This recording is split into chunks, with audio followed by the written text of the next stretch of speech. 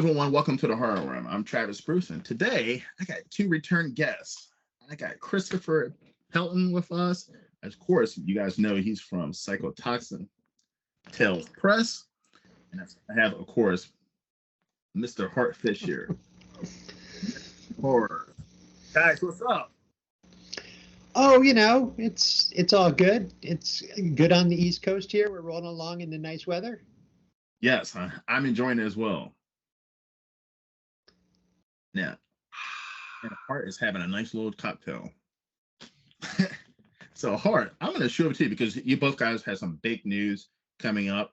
Hart, first with you, American Horrors.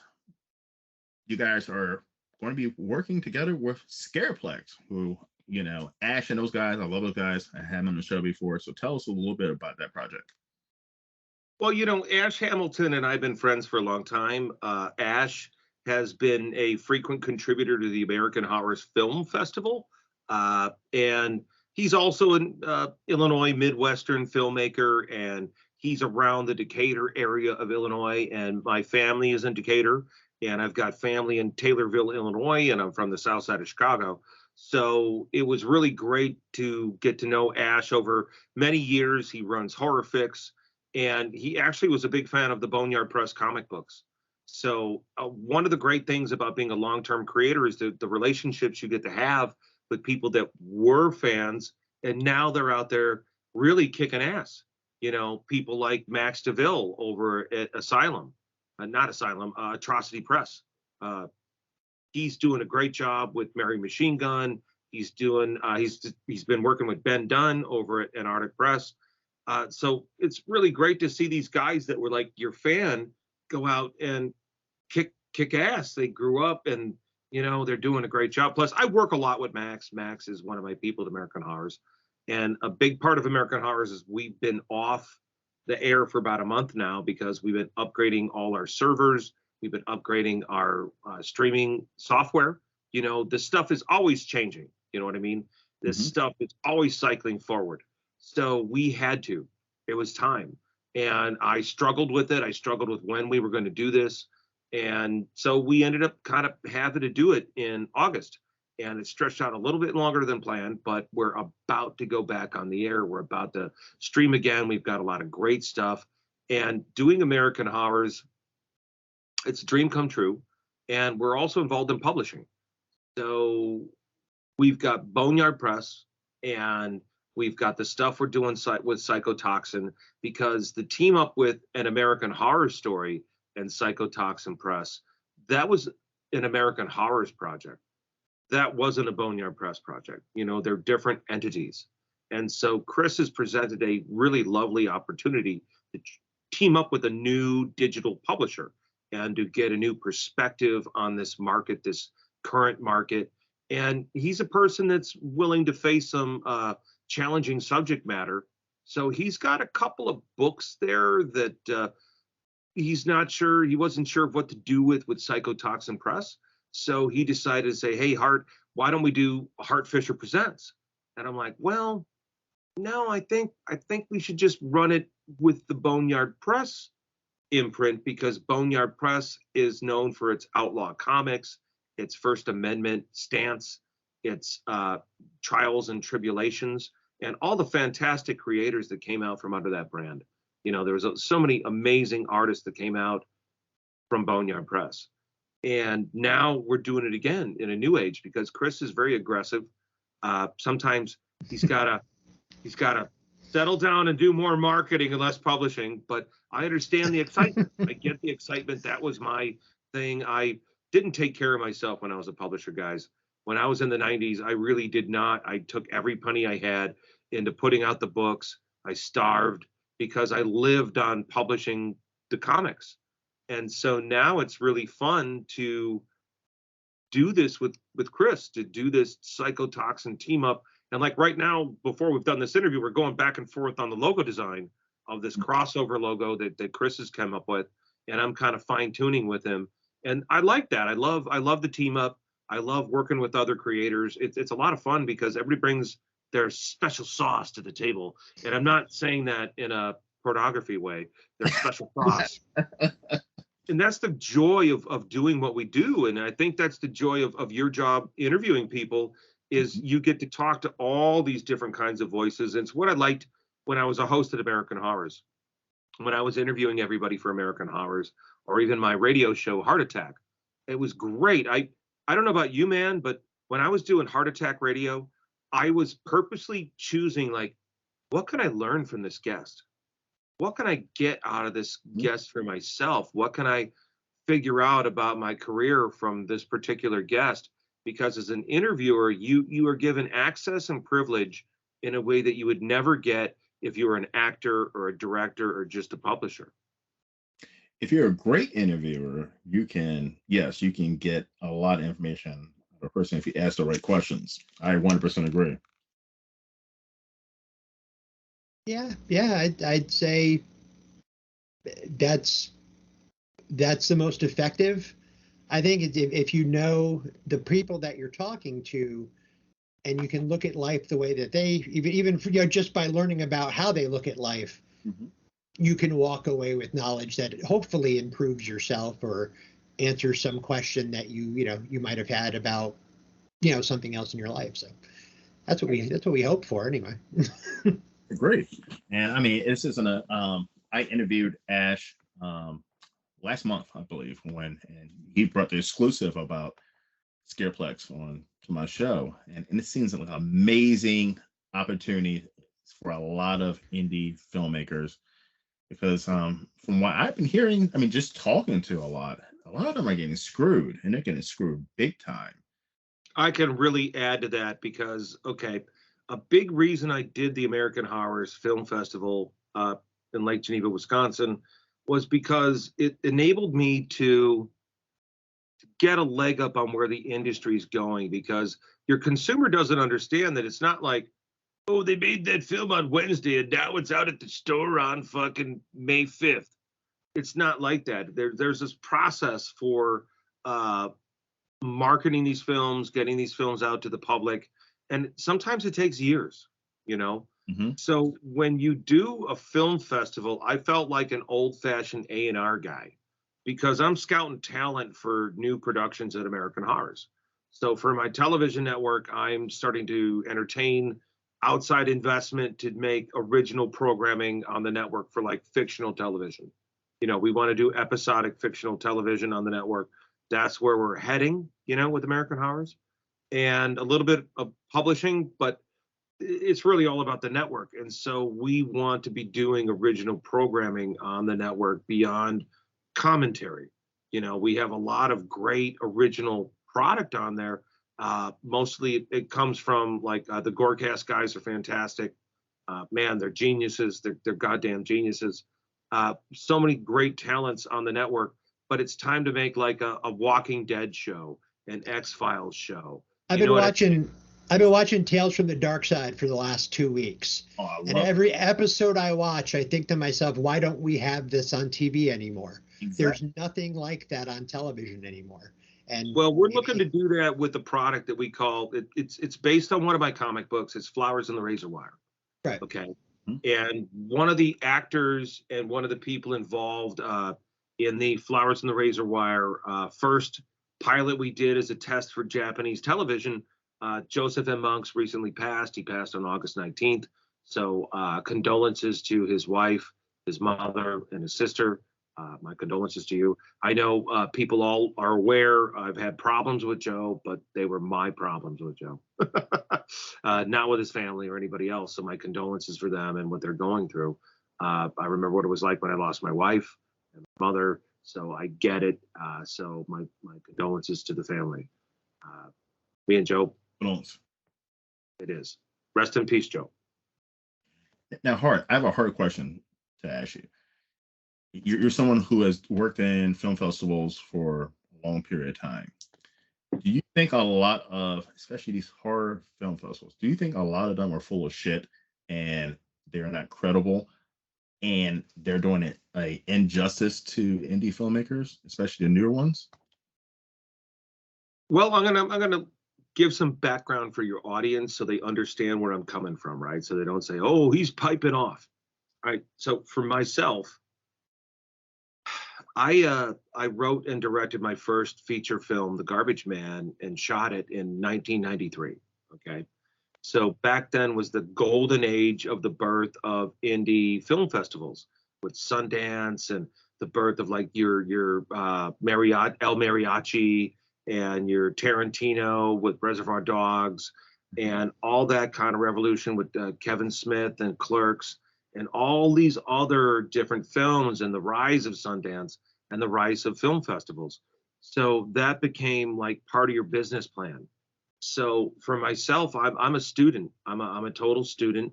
So one of the most invaluable books I ever got my hands on, because I knew I made this film in 1993 and things happened in my life.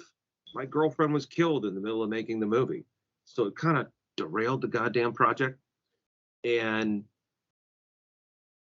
I kept researching all that stuff because I knew how important film festivals were even back then. So Film Threats founder, something Gore, Alexander Gore, he did Film Threat. He did a show on, what do you call it, G5. God, why am I'm brain farting on his name, but his last name's Gore. And he was the editor of Film Threat, and he wrote this fantastic A Filmmaker's Guide to Surviving Like Film Fest. And I read that thing cover to cover, and I highlighted it, and I went through it. And then I studied film festivals. I studied every bit of coverage I could see, all of it, the whole time. And so as the 90s progressed and film festivals became like a bigger and bigger thing, I'm now living in Los Angeles, and I finished The Garbage Man. The first cut I kind of had done at the end of 2001, maybe the beginning of 2002. So I started reaching out and then trying to really look at film festivals. And by 2004, I volunteered for a gay and lesbian film festival at the Los Feliz Theater in Los Angeles just to see the inner workings. And I lived around the area. You know, I'd lived in Los Feliz, and it was beautiful, and I loved the Vista Theater. And so it just kind of popped up, and I'm like, all right, it doesn't matter what kind of film festival you're volunteering for. You want to know the process. Mm-hmm. As a filmmaker, it would behoove you to understand the process of how this works. So I volunteered, and it was great. It was a fantastic learning experience. I actually saw films I would never be exposed to normally, you know, and a lot of great filmmakers and very professional staff. And I learned a lot, man. I learned a lot. And then from there, I got the deal. And I went to other independent film festivals in Los Angeles, like Screamfest. I was like probably at the second Screamfest in LA. You know what I mean? And I had a film in Screamfest, and I had my short films are starting to appear in Film Fest. And so by the time I became Hart Fisher from American Horrors, hi, I'm Harty Fisher from American Horrors, and we started covering these festivals, I already had an experience of as an audience member or even as a filmmaker. But once you get embedded with the tank, you get to see everything, man.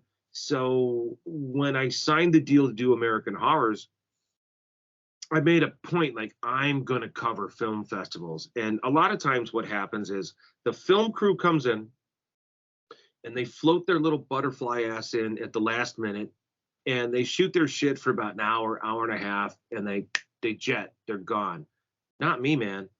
I'm there from the beginning. And I know everybody at the festival. I know all the people doing it. You know, horror in LA is a small culture. It's not a large culture, it's small. So we get to know each other. So you're at the festival, and I'm there from the beginning, man. And I'm there to the bitter end. And then I'm back the next day. And then I'm back the next day. And the others I considered dilettantes because you weren't really there. You weren't really there because there's magic moments you capture for each different film premiere, each different press thing. And so we covered the whole thing. And Shriekfest was my favorite in LA. That was my favorite film festival in LA. And then New York City, Moo Dude Films did their New York City Horror Film Festival at the Tribeca Center. And I loved what they did. It was so sad when Michael passed, the man that like founded Moo Dude Films and founded the whole thing. We had been setting up a whole thing where American Horrors was going to team up with him, and he died. That's part of life, and that's part of the business. And it sucked because it was a family-owned thing, it was a family-run thing, and they did a great job. But I learned everything from being there the whole time. You know what I mean? Like from being there all day, all night. And that's when they let their guard down. That's when everybody lets your guard down, and you get to be backstage and you get to listen to them talk about the voting process, or listen to them talk to you about the arguments they had about what films are going to be in there. So for myself, yeah, most of these modern festivals are garbage. They're bullshit. They're fakes. They're frauds. They're crap. It's a cash in. We're just going to screen this at the back of the bar. And it's crap, because a real film festival, it's got to be on a screen. It's got to be on the theater screen. It needs to be, for me, I feel a real film festival must be in a theater with a screen. Okay. And I know this because, okay, for American Horrors, as the head of programming and the guy who was doing American Horrors Film Festival, okay, there was a huge difference between watching the film on my Samsung curved screen film in my living room, and I had a nice setup. I tried to make it like a theater. There's no comparison to seeing it in 4K on the screen at the Imagine Theaters, sitting in a leather seat, man, with real Imagine Theater popcorn. Or Imagine Theater, they've got these really good salty hot dogs. I know that sounds like gay porn, but no, the dogs are they're great, they're damn good. And that's one of the things I look forward to when I go to the Imagine Theater. Did you see, speaking of popcorn, real quick, did you see Cinemark's new popcorn bucket they're releasing this weekend? It's Billy the Puppet's head. Yeah, that was for the new Saw movie. They did it with the Dungeons and Dragons movie earlier this year with that giant die, which a friend of mine got and was so happy to finally get a hold of one. But yeah. I saw the Billy head this morning. I was like, well, that's a unique way to serve some popcorn. It looks awesome. Yeah, it looks pretty cool. But Hart. So I'm a person who investigates everything. It just naturally. So is that your hard question, candy ass? No, that's not a hard question. That's at the end. But no, but I did. I would listen. I love movies, especially since I've been doing this. I've gotten really I've immersed myself into the indie culture, indie horror movies, and I've seen movies with 50 fucking different movie what's the word I'm looking for? Film festival awards, and I just start Googling a couple of these, and a lot of them are fucking fake, or they don't exist, or it's some guy who's in his fucking basement who's, like you're saying, watching movies on his Samsung, and he's handing out awards. Honestly, it cost me thousands of dollars to do the American Horror Film Festival. Okay. It cost a sizable investment of cash money. And the festival, I really kept our entry fees low because my goal was A&R. My goal was to see who's the best guy now, who's the best girl now, who's the best director. That's the best way to put it. Mm-hmm. Forget about color, forget about gender, forget about any of that crap. The only thing that goddamn matters is the movie. It doesn't matter who made the movie. When you're sitting there in the theater and the lights go down and you're chowing on your popcorn and you're drinking your Dr. Pepper, the only thing that matters is the movie good? It doesn't matter what the political agenda is. It doesn't matter what, the woke financing is. That's all a lie, because that'll fade with time. And that's one of the great things about being a filmmaker for a long time. I'm not a youngster at this game. I've been doing it a long time. And so what you'll see is the only thing that stands and the only thing that lasts is, it isn't the criticism, it's the product. That's a big part of why I have to bring the Dahmer book back into print. A lot of people have been talking about it. They've been maligning it. They've been putting it down, but I had to bring it back because people need to see it for themselves.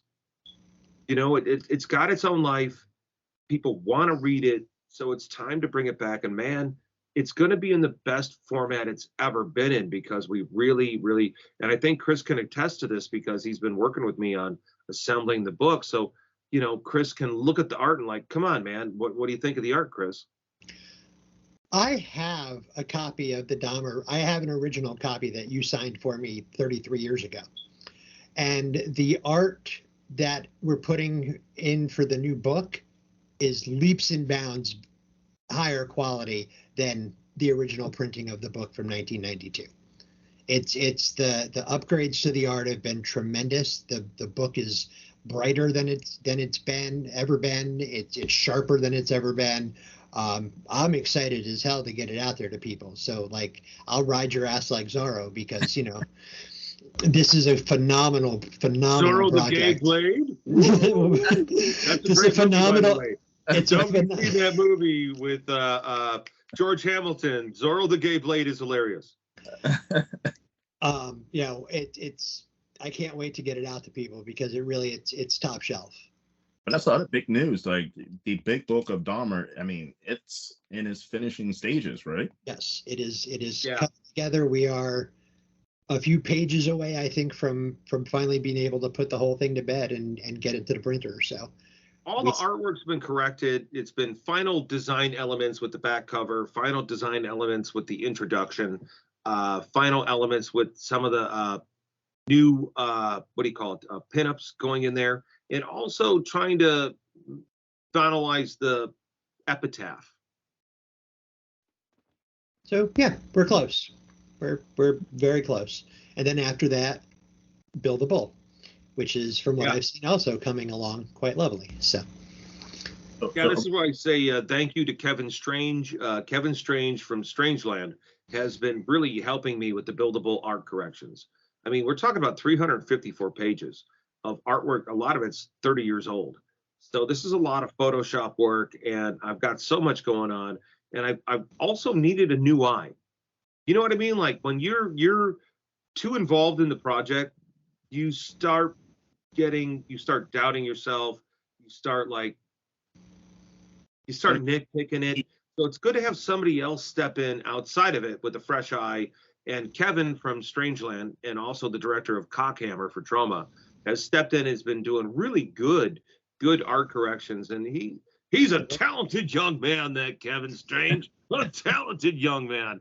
And speaking of talented, Abby, I'm dry. Please help me. So do we think Abby, by please. the end of 2024? Bartender, help me. I'm dry. How dry I am. For what? For Big Book of Dahmer. Oh, Big Book of Dahmer? No, we should be out by the end of this year. By the end of the year, nice. Oh, no, before. Guys, I'm like, okay, there's been so much going on with Trike's store moving, with me moving just last December, with art being misplaced, with scans that weren't good enough, with different financial problems with advertisers that weren't paying that finally paid. Well, that was nice of them. I won't name names, but there were some guys that have been welching for a long time at American Horrors. We finally got them to cough up.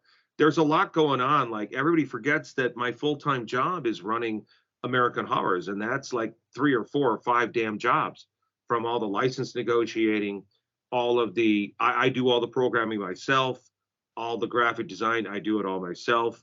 The voiceovers, normally me. Negotiating all the talent, going over all the contracts, getting it all up, like formatting everything to the final version, dealing with new advertisers, bringing on new advertising staff. I mean, that is so huge just on its own. You know, there's not very many people that have ever run a horror network the way I'm doing it, or have ever done it top down the way I'm doing it.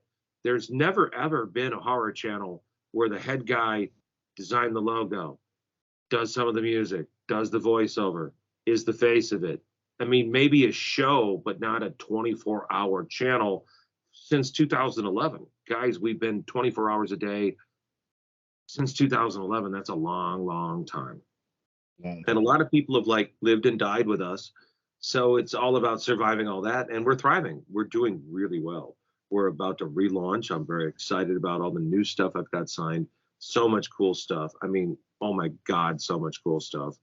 And I'm excited for my friend Trike and his new comic book store. Oh, hallelujah. Okay, guys, interrupt me. Stop my babble and ask me something else while my mouth is full. I'm going to shoot to Chris real quick. All right, then. Chris, you guys are also collaborating and working on the Poems for the Dead. Well, a lot of people know my friend here from the Dahmer books, from the Bone Nerd Press stuff. That's what he's best known for. People know him as the director of The Garbage Man. They know him from American Horrors. But what a lot of people don't know is that the dude is also a world-renowned poet. Book of the Dead is the first book of poems that was published. For the Dead. Poems for the Dead was 20 poems. How long ago? Poems for the Dead. The Dead. Poems for the Dead. First published how long ago? The first printing, the first chapbook was printed in 1994, I think. No, 93. 93. And the first book that was printed was 1995. Okay, so the genesis of it is this is the 30th anniversary then. Wow, I didn't even think about that. Yeah, so so there's all the motivation there. We're still working on exactly when we're going to re-release this, but we're doing an exclusive. Psychotoxin will be doing an exclusive hardcover edition of the book. We're limiting it. I believe the number we've decided. Actually, I think we're still working on that too. But we were talking about like 100 or 150. Okay, so Poems for the Dead. One of the crazy things about Poems for the Dead is I was told a long time ago, I didn't plan on being a poet. Like that wasn't like a plan. It just kind of started to happen. And I started writing about my girlfriend's murder, and my friends got me involved in the poetry community in Champaign, Illinois. And they got me involved in like a poetry group. They're mostly a bunch of goth guys and gals. And the idea was get together and everybody read one poem and you tried to be positive with your critique. You know, it was about a critique. It wasn't about a slam or you suck. You know, it wasn't like that. It was like the you internet. read the poem. Yeah. And you and it was nice. You're in a circle, you're hanging out. And it was shortly after my girlfriend's murder. So I was kind of shattered. And it was nice to have this group, and they got me involved in spoken word, like doing this, reading your poetry in front of a crowd. I never thought I'd be doing that. I really didn't. But I was in so much pain, and I was bleeding out of like every way I could over her loss, that the spoken word became part of that catharsis and part of that, like getting it out of you, get it out of me, get it out of me, you know, and it became part of that. And I learned from that. It helped. It really helped. It really helped doing spoken word and also too being there. And a lot of it was bad. Okay. You do an open mic night at the coffee shop, right? And a lot of it is awful. Oh God, Jesus Christ. And then my boy had baseball practice and we like tulips. Bad. But then you'll get whang out of left field. You'll hear this beautiful poem from someone you're not expecting it from, whether it's a grandmother or a young guy, or you know what I mean? You don't know where it's coming from. But when you're there and you want to respect the people that we always hated in the poetry community. I hate the snaps. Okay. I hate I'm ready to punch people when I see that. They do that goddamn hippie bullshit, beatnik crap. I hate when you guys do that. At least put the little symbols on there, you know, at least you know, clapping's too aggressive. Too aggressive. So what's smacking the shit out of somebody then? Because, Lord. Okay. I had somebody flip me in the dick at a reading in Hollywood one time, you know, but he was a Jackass fan, and he was a little crazy, so it was all right. Later on, he let me back to his place to like the bathroom at the venue was fucked up, so he let me over at his crib to go use his restroom. So he made up for the dick flicking. It was okay. Yeah. Well, yeah. But That's anyway, getting decent. back to like the poetry, like we're talking about the poetry, right? Right. So now I'm like reading this stuff out loud, and I've never done that. I'm a kid from the South Side of Chicago. You know, I'm like, you can't play Madonna on my radio, not that crap. You know what I mean? Semi South Side of Chicago, Hank Hill. So only metal. So I'm reading this stuff, and I'm getting a lot out of it. It's very, very good. It's very, very cathartic. And so you do these coffee shop readings, and what would happen is there'd be a feature poet, and then there'd be a bunch of open mic guys, right? So the feature poet would generally get, let's say they got 20 minutes, maybe 25, depending on their stature. And then like there'd be a tip jar for the feature poet, you know, or maybe they had a book, but mostly they had chapbooks, which were things they put together at Kinko's. If anybody remembers about going to Kinko's and getting their shit stapled in half, and you know, that was a chapbook. They'll collate for you. It was, yeah, collated for you, but it was a precursor to print on demand. Yeah. So it was a very early, one could say, like, meet George Jetson versus Fred Flintstone. Yeah. So George Jetson is the modern print on demand thing, and Fred Flintstone is the I got my chapbook done at Kinko's. So that was a thing, and that was what I was dealing with. And then I did my book. James O'Barr from The Crow gave me a lot of good advice about my poetry, because I was doing this stuff in the comic industry. You know, I do a comic convention, and I started doing spoken word there. And I knew Jim O'Barr, you know, for a long time from the Crow days, you know. So I went up to Jim and I gave my poetry, and I was getting his advice on it and talking to him about grief and talking about loss, you know, because the story behind The Crow it's real. You know, his girlfriend was killed by a drunk driver. That's where The Crow came from. Jay O'Barr was a ex-Marine, and his love of his life was run over by this drunk driver who got a slap on the wrist. So Jim gave me a lot of really good advice on my poetry, and I went back and I worked on it, because you write it like for me it was a mania. It was like bleeding. It was bleeding out of an open wound, and I'm just taking bandages and sopping it up and smearing it on the wall. And then I would go back later in a moment of clarity, and I'd be taking the written work, and once you type it, it's a different part of your brain. So when you type, it's activating a different part of your brain. So you're utilizing a different part of your mind, so you can see it differently. So then it became a different thing, and then it became Homes for the Dead, the book. And the way I went about the industry is I went to all the artists I knew, like David Mack, Jill Thompson, Andy Lang, all these different guys I knew in the industry, and asked them, hey, gave them the poetry and said, were you interested in this project? And they donated their artwork. And a lot of them, the art was based on the poem that they reacted to. You know what I mean? So when we do this hardcover, you're getting a genuine piece of art, like a genuine piece of art. Every artist volunteered for this, and if they didn't do the art exactly for that poem, it's because I picked it out of their catalog, and they donated their time generously, you know, and they were fantastic, and they were so kind to me in my moments of being wrecked. And then we did the same thing for the second book, Still Dead. And that got even more different, amazing artists to be involved. And I'm a collaborator. I really like to collaborate. I'm a, you know, you can't, if you're going to be a movie director, if you don't like collaboration, then movies aren't going to work for you, because you need an entire team of artists to make that happen. Yeah. You need your actors, you need your set designers, you need your film people, you need your legal department, you need your cops to fucking make sure nobody's messing with you on set. You need all these people. It's a serious endeavor. So I love collaboration. And so Poems for the Dead and Still Dead, because what's going to happen is Still Dead is going to become Poems for the Dead Volume 2.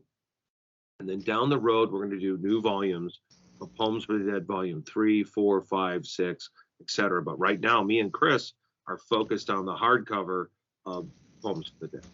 Yes. Now, there's a couple of things, but the first thing that I have to talk about is our release, Psychotoxin's release next week. Mia Dahlia is an amazing writer. She wrote a novel. She released a novel earlier this year called Estate Sale. Brilliant, got all kinds of wonderful reviews. I released a book of hers last month called Tell Me a Story, which is picking up steam and getting some excellent reviews. The project that's coming out next week, I'm so excited about. The book is called Discordant. And as I was reading the book, I'm hearing music in my head that's going from scene to scene in the book. I used to be, years and years ago, before I hurt myself, I used to be a musician. I was a drummer. So I would hear music in my head. And as I'm reading this book, that's what's happening. So I reached out to her and I was like, hey, Mia, I love the book. I said, I want to go forward with it. I said, I'm thinking about a soundtrack. And she's like, you heard it too, right? And I'm like, I did hear it. So I reached out to a buddy of mine, Marcus McPherson, absolutely amazing composer.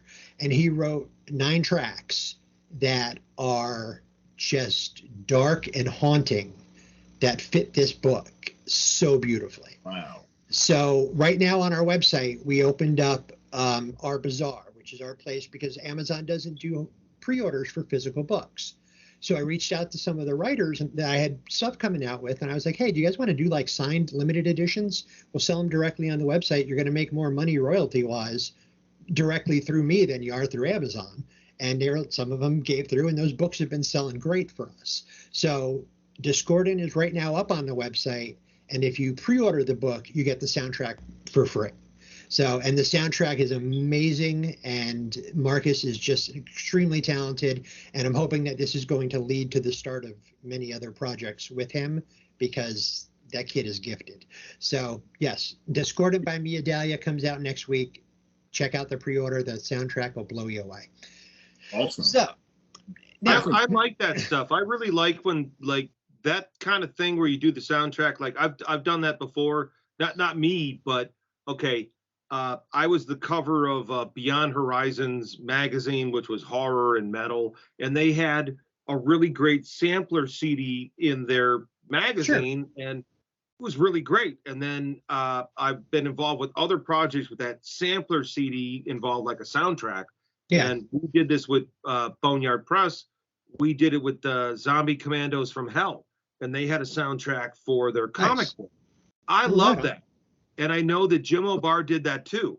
He did that with the hardcover. Worked with the band back in the 90s, and they had a soundtrack to one of Jim's comic book projects, not the Crow, but no, a different he did one. So I love that. I want to check that out, dude. I want to check that out. He did one for the Crow too. The hardcover that came out 2007 or 8, I think it was a limited number, and it had a soundtrack with it. And him and I actually talked about it when I met him last year, and he was like, it was god-awful noise. I'm like, yeah, but I grew up as a Nine Inch Nails fan, so I'm used to god-awful noise, man. I dug what he did then, and that was part of the inspiration when I was reading this book and I heard the music. I was like, we got to do a soundtrack. And yeah, it's dark, it's very haunting, and it fits perfectly. Now, the soundtrack go along with certain parts of the book? Like, how does it? It's just kind of inspired by. Okay. But there's a feel like if you listen to it, if you've read the book, or once you've read the book, if you're listening to the soundtrack, you'll hear it.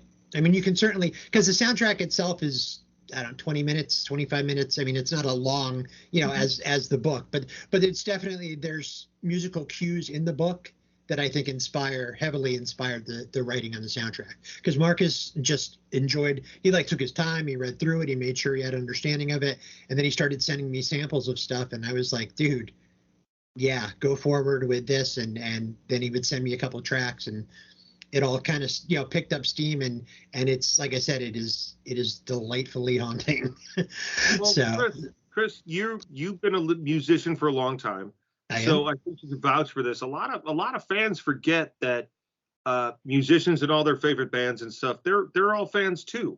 And so they read, they like comic books, they like bands. You know what I mean? Like when I directed music videos for the guys in Obituary, the Tardy Brothers, what shocked the shit out of me was the fact that they like country music. Right on. They're one of the godfathers of death metal. Yeah, no, I know who they are. They are on their own was country music, And it's just like you never know what's going to inspire people. And so I think that like this is all part of it is musicians fire up the comic book, the comic fires up the musicians. Yeah. We're all cross-pollinating. And even these interview shows, like these guys are on the road. Chris, you'd be on the road.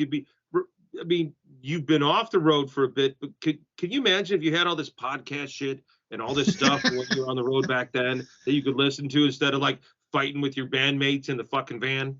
Yeah, it would have been nice to have some, to have another outlet than listening to pissing and moaning all the time. I mean, I played when I was playing, I was in and out of a lot of punk bands. I was a drummer, and punk drummers are a certain type.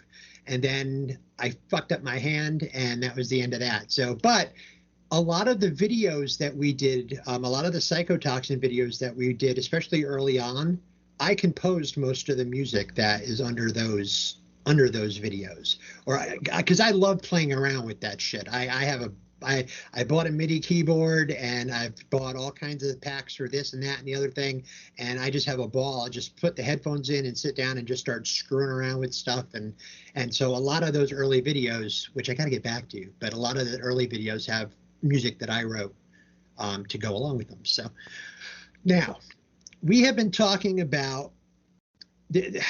I get books all the time. I constantly, like my email every day. I've got stuff. I mean, it's insane. I've been fortunate in that I've been able to expand the team a little bit for reading, because I don't. What? Chris, dude. Okay. Here's what blows my mind. I have a TV channel. I've got a TV network with millions of damn viewers, right? Mm-hmm. As soon as I announced that I'm going to reprint my comic books, my email blew the fuck up with all these people want me to publish their comic. Like, I did not get this. We're like, put my movie on your TV network, Mr. Fisher, please. I didn't get that. I did not get blown up with a, please put my music video on, because I work with all these bands. I horrorcore, death metal, metal. If it's horror spoof, horror, I don't care. But as soon as I announced my return to comic books, as soon as I mentioned that, my box, yes, my back door blew up. Yes, you blew up my back door so bad. Blew up my back door so bad. It just blew it the fuck up with all this. Publish my book, publish my book, publish my book, publish my book, publish. Holy shit, man. Fuck. But then again, I think it's kind of easier to write a book or do a comic book than it is to make a movie. Yeah. Well, it's definitely, at least as far as the stuff that I get sent, it's definitely easier to write a book. And I have gotten some phenomenal books sent to me. I have published some, like, I strongly believe and stand by everything that we've put out. Like, I go out of my way to nurture authors and find new voices and get those voices shared.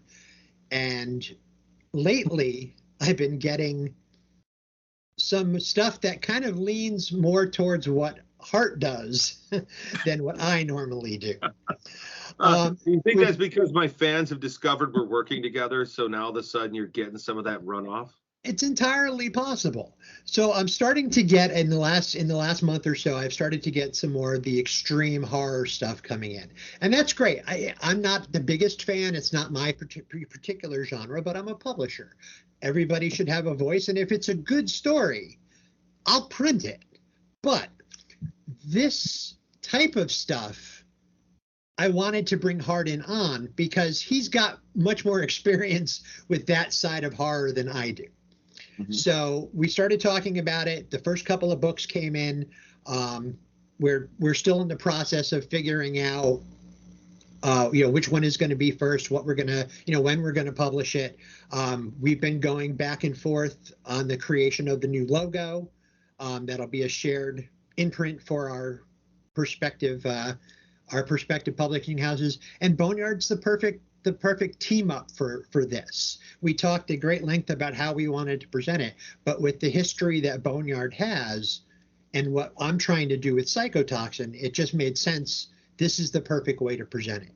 And the new logo where it stands now, I think is pretty cool. I know Hart has seen it and is a fan, although he's still tinkering. So just about there. all right, and it's an exciting. We're right there. It's like right about there. It's all good. I'm excited for it. We're gonna nail down the first book.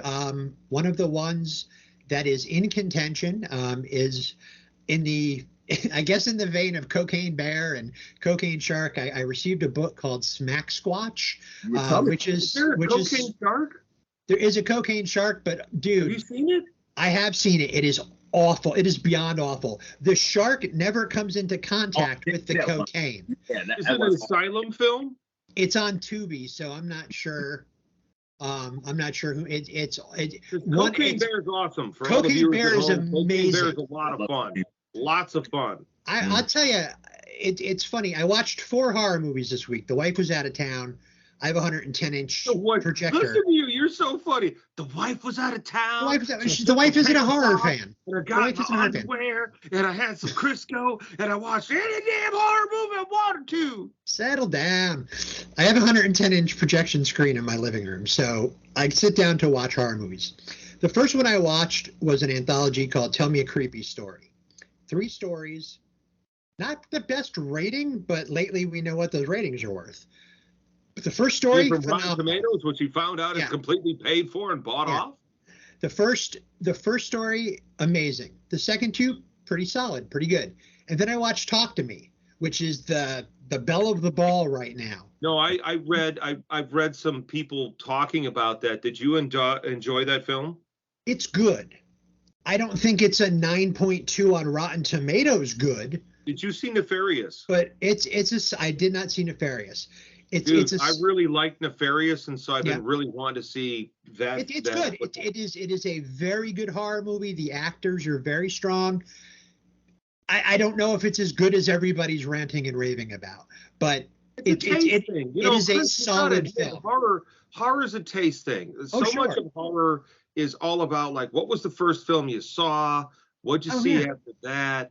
It really depends on what you were exposed to. It depends on what are the taboos in your family. Like, that's one of the great things about Jordan Peele coming onto the set, is because he's bringing his taboos, and he loves horror.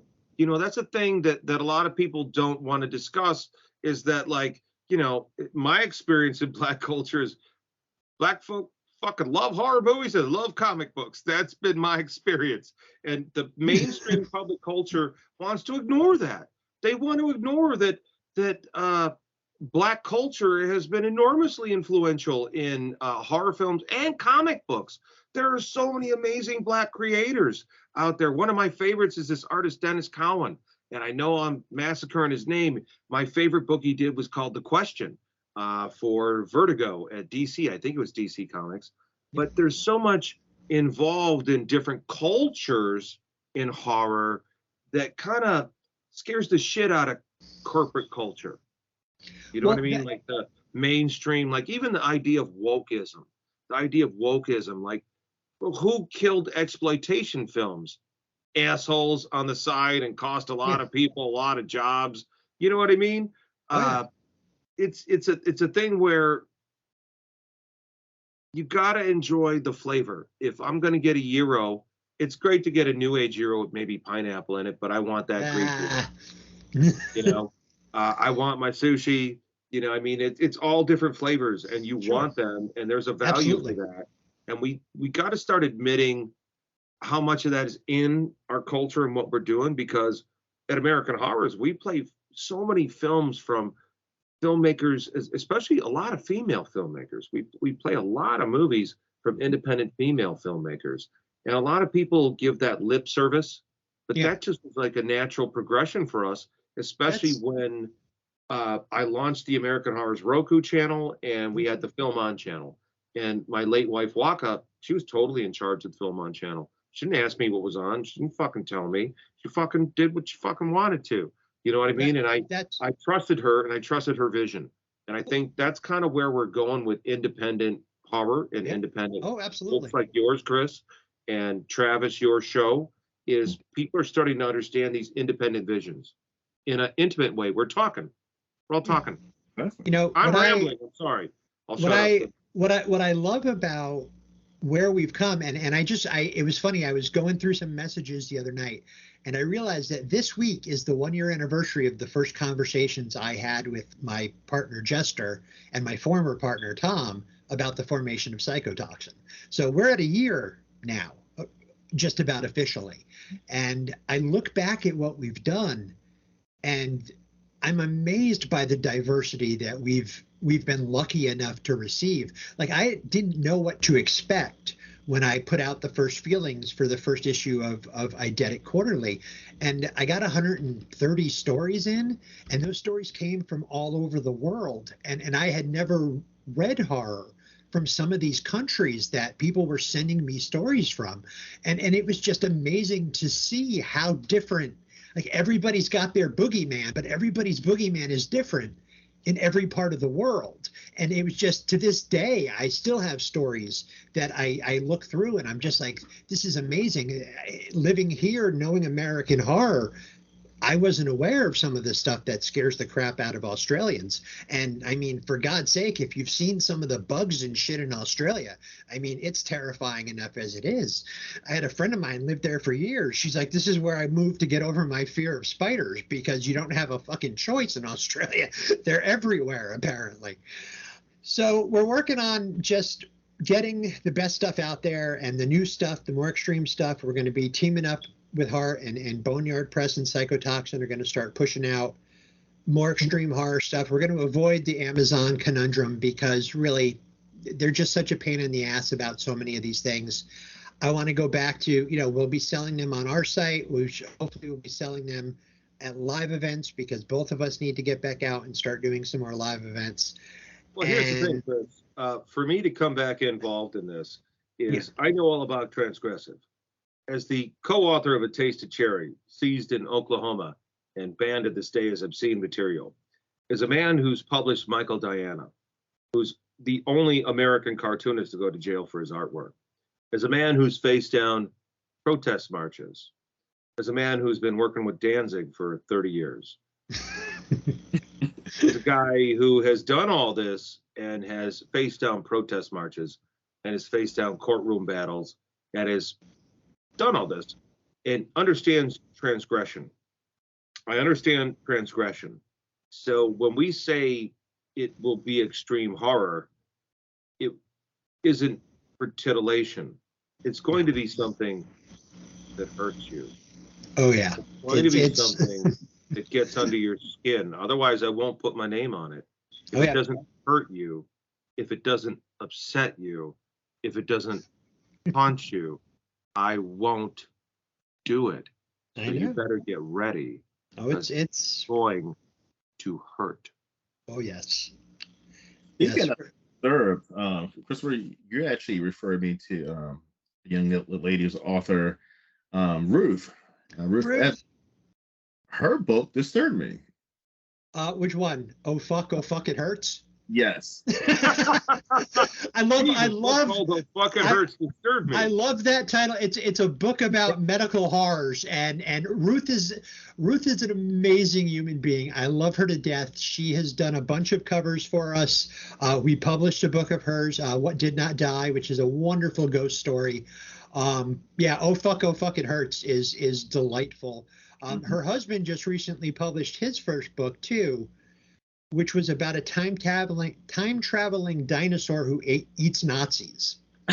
I can't remember what it's one of the Splattersaurus Rex series of books, because I guess there's this shared universe that some of the indie authors have created with this character Splattersaurus Rex, and it's one of those books. But yeah, it's time traveling dinosaur eats Nazis, which are really, I mean, you can't go. I enjoyed the hell out of that book. It was so over the top and ridiculous, but that's, sometimes that's what you want. And Ruth is very, very talented artist and an amazing author. Like, her book is genuinely the book that we published for her. It's a genuinely creepy ghost story, and you don't see that in and she's a wonderful, wonderful person. Great to work with.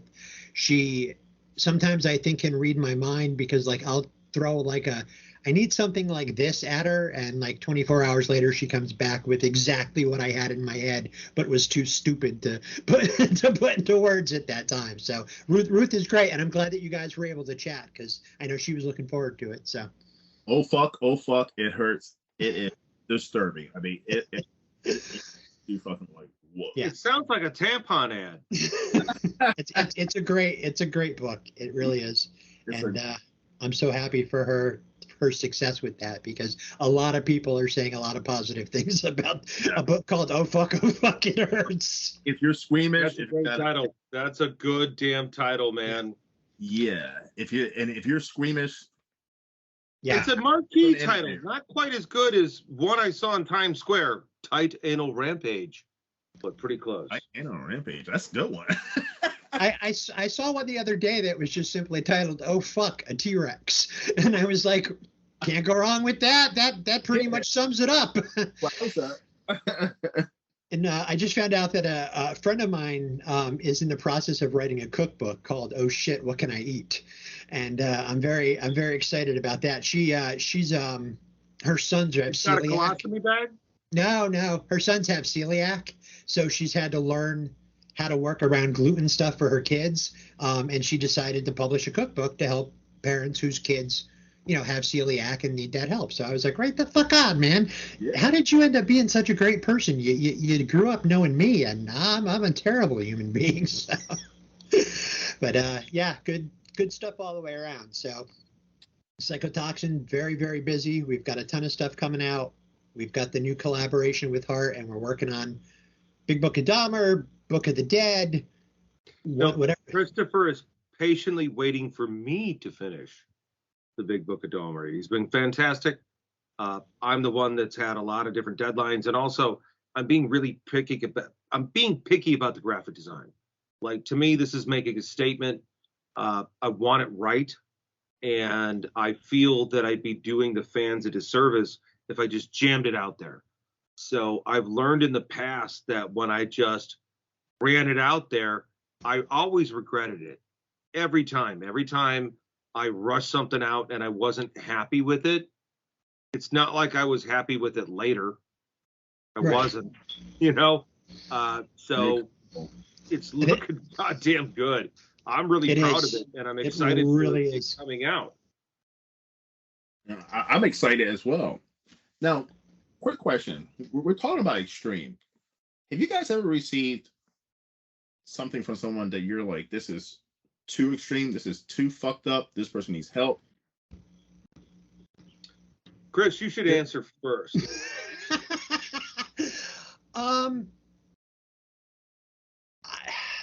Because Chris's answer is, when it came in too fucked up, hey, Hart, why don't you do Hart? And then we'll do it through Boneyard. That's been Chris's answer. Chris, rebuttal.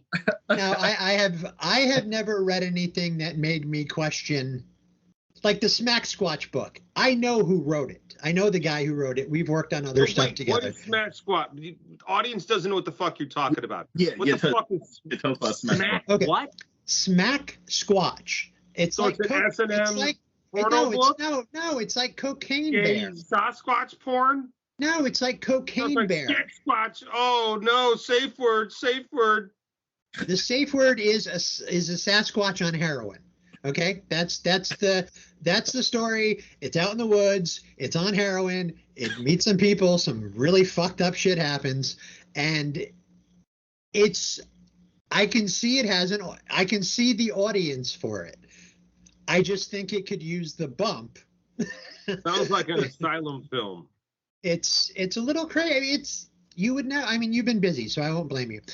But you have it. I've sent it to you. Writing, like you've read the book. Yes, and the writer. Yes, Rocky is a great writer. We've worked together on stuff before. He's tight. He's solid. It's great writing. It's like I said. It's just outside of. He's tight. He's solid. It's still sounding like gay porn. No, read it. You have it. I sent it to you. How solid is it? It's solid. It is solid enough for us to publish. But I want you, your opinion obviously matters. You're our partner. I on mean, this. now you're rambling on. The joke was, we already figured out where Yeah. Chris has decided to dump this extreme horror stuff that he's getting. Like, is there stuff that like you're just like, oh no way? Not yet. Like- nothing like- that I've come across that made me go like, whoa. Like, have you ever like got a book where somebody's talking about fucking dead bodies or anything like awful, like whoa? No. I mean, That's normal at Boneyard Press, my friend. I'm sorry, Yeah. Travis, but that's all. Necrophilia is completely normal, even including American horrors. All that stuff is kind of normal. We did do the Flowers on the Razor Wire Bible Tales, and it involves the Book of Job. And the Fuck guy Job. who drew the Book of Job. All right, so you said stuff that's too much. So Yeah. his submission sample, this artist that wrote he didn't write it, but adapted the Book of Job for the Flowers of the Razor Wire Bible Tales special from Boneyard Press. His submission package was all this horrendous, not child sex, child torture. Kind of like Hansel and Gretel to the max. right. Like really fucked up weird kids on a spit being roasted over a fire with needles through them, fucking shit. And I'm like, nah, that's too much for me. It was too much for me, that kind of thing. But he ended up, his art was actually good, but the subject matter of his submission was too much. Just So I drawing said, the "How wrong about shit. you do Yeah. The Book of Job. How about you do the Book of Job?" So he did. So he's doing the Book of Job, and this guy somehow, in a weird freak accident, no joke, this is in the Book of Job with photographs, he's got his leather coat caught up in, like, those parking garages, and when you go in, you got the metal ka-chong, ka-chong, going down to the ground, right? So Yeah. somehow his leather jacket got caught in that gate going down, and he got pinned to the ground and strangled him, and he died. The artist? Yes. Holy The artist shit. who drew this child stuff and was doing the Book of Job, he died. And in the ambulance, they're trying to bring him back. And then, because it choked him to death with his leather coat. So now he's in the hospital. He's in a coma. They're going to pull the plug. They're getting ready to pull the plug.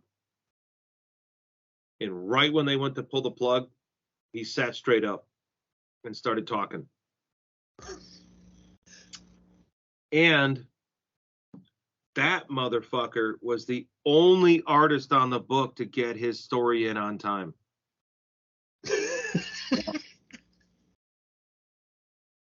Guy who fucking died and came back from the goddamn dead is That's the pretty only impressive. goddamn artist that fucking got his story in on time It's for fucking- the Flowers of the Razor Wire thought- Bible special. That's true. It's all true. It's documented photographs of him in the fucking hospital bed with all the tubes in his face and shit. I thought Oh I my had, God, guys. I thought I had a good story when I had a writer a couple months ago who was living in Canada during the wildfires, and she kept messaging me. She's like, "I'm still working on the book." I'm like, she's like, "I'm in a 30-minute zone, so we could get evacuated at any point." I'm like, "Listen, I don't care about the book. I need you to not be on fire. So please make sure that you and your family are as safe as you can possibly be. If we have to move the deadline, we move the deadline, because really, if you're on fire, you're not going to finish the book anyway. So let's please be safe and then get back to me." And motherfucker, she was safe and she met the deadline. So Wait, yeah. work. yeah, good stuff. It was one of the anthologies. Something we've been publishing a lot, so I get confused. Plus, we stopped the magazine temporarily, which, quite honestly, like I kind of miss the magazine, but it takes a lot off of my plate, and I can focus more on bigger projects. So at this, and it was the only thing that was consistently costing me money every month. So I'm not a very rich person. So anything I can do to cut cost to keep the company up, that's what I was going to do. So the magazine, while I miss it, I am happier with the way things are working now, because I think we're putting out, tremendous work, and every book I'm getting better as an editor, I'm getting better as a formatter, I'm getting better all the way around. And I'm working with new people all the time, and I'm learning new things from people all the time. So it's been going really well, and I'm looking forward now to where we're going with, in the future. This collaboration, I think, is going to put out a lot of very disturbing work, but I think, there's an audience, and we know there's an audience for it. We know that Boneyard has an audience. We know that there's an extreme horror, core audience out there. I've seen enough of it to know that those folks are out there. And I think bringing together the two of us, and now that I know where his line is, and I kind of know where my line is, I know where we can find a nice happy medium. So that's good to know. Thank you for sharing that story with us about the child being roasted on a spit. I've got more. I'm sure you do. I'm sure you do. All right. So I have a question. So this is the hard question. Oh, okay. All right, Christopher, I'm start off with you. All right. So you guys have had many submissions, whether it be towards American horror or to Psychotoxin. Mm-hmm. Had some good ones. You had some okay ones. You had some bad ones. What is the shittiest submission, book or movie, that you've been submitted? You don't have to say nobody's name, but just give me an idea.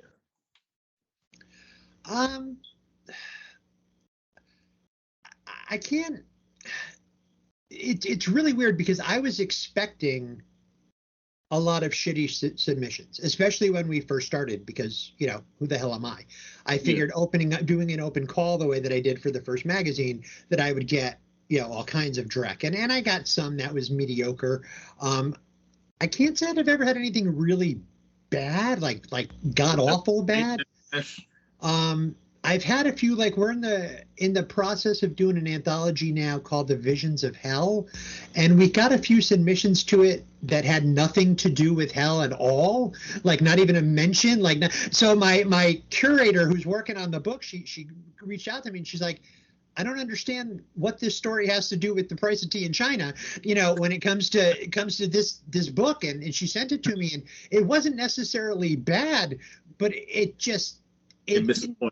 missed the fucking point by a mile, and stuff like that. It's just like, did you not read the submission call? I try to be as clear as I can when I'm writing these things, because I want people, and if you have questions, I'm the easiest motherfucker to get in touch with, because I'm around all the time, pretty much. So if I'm not sleeping, you can probably get in touch with me. So yeah, I wouldn't say anything that it's just been terrible. I've had a few stories that I've sent back to people with significant notes. And I had one actually that was kind of funny, because this guy sent me a short story collection. And he had just gotten out of a bad relationship. So a couple of the works in the collection, they weren't stories. They were just him pouring his heart out in a story-ish fashion. And there was nothing there. And I understand that. We've all been, to dark places. So I understood where he's coming from. But of all of the stories, one of them was actually really fucking good. So I reached out to him and I was like, hey man, this needs work. But I said, this story here is almost perfect the way it is. I said, this is the one that's interesting to me. Do you want to work with this? And eventually he realized that, yeah, that made sense, because as an iTales story, you have the chance of making some money, as opposed to it just sitting, on your hard drive doing nothing, with a collection that needs a lot of work before it would, otherwise get seen. So that's kind of the thing that even now, like I've got so much stuff coming in, none of it's been awful. Some of it has definitely been like, oh no, this is what's wrong with this. If you want to resubmit it, this is what I think it needs. If you want to read, and somebody actually last week or yesterday just sent us back a story that they had sent us in July, and my reading team read it and they were like, it's good, but it needs more attention. It needs to build the story better. And the guy just sent it back to me, and it's now like 1,300 words longer, And I sent it back to the team who read it, and they were like, oh, it's fucking great now. They're like, they took our notes and did exactly, the right thing to it. So now we're going to publish it, because now it's where it needs to be, for us to be like, yeah, this is a great story now. Let's get it out into the world. So nothing terrible though. Nothing that I've ever had to be like, dude, stop writing. Yeah. Nothing like that. So. Hart?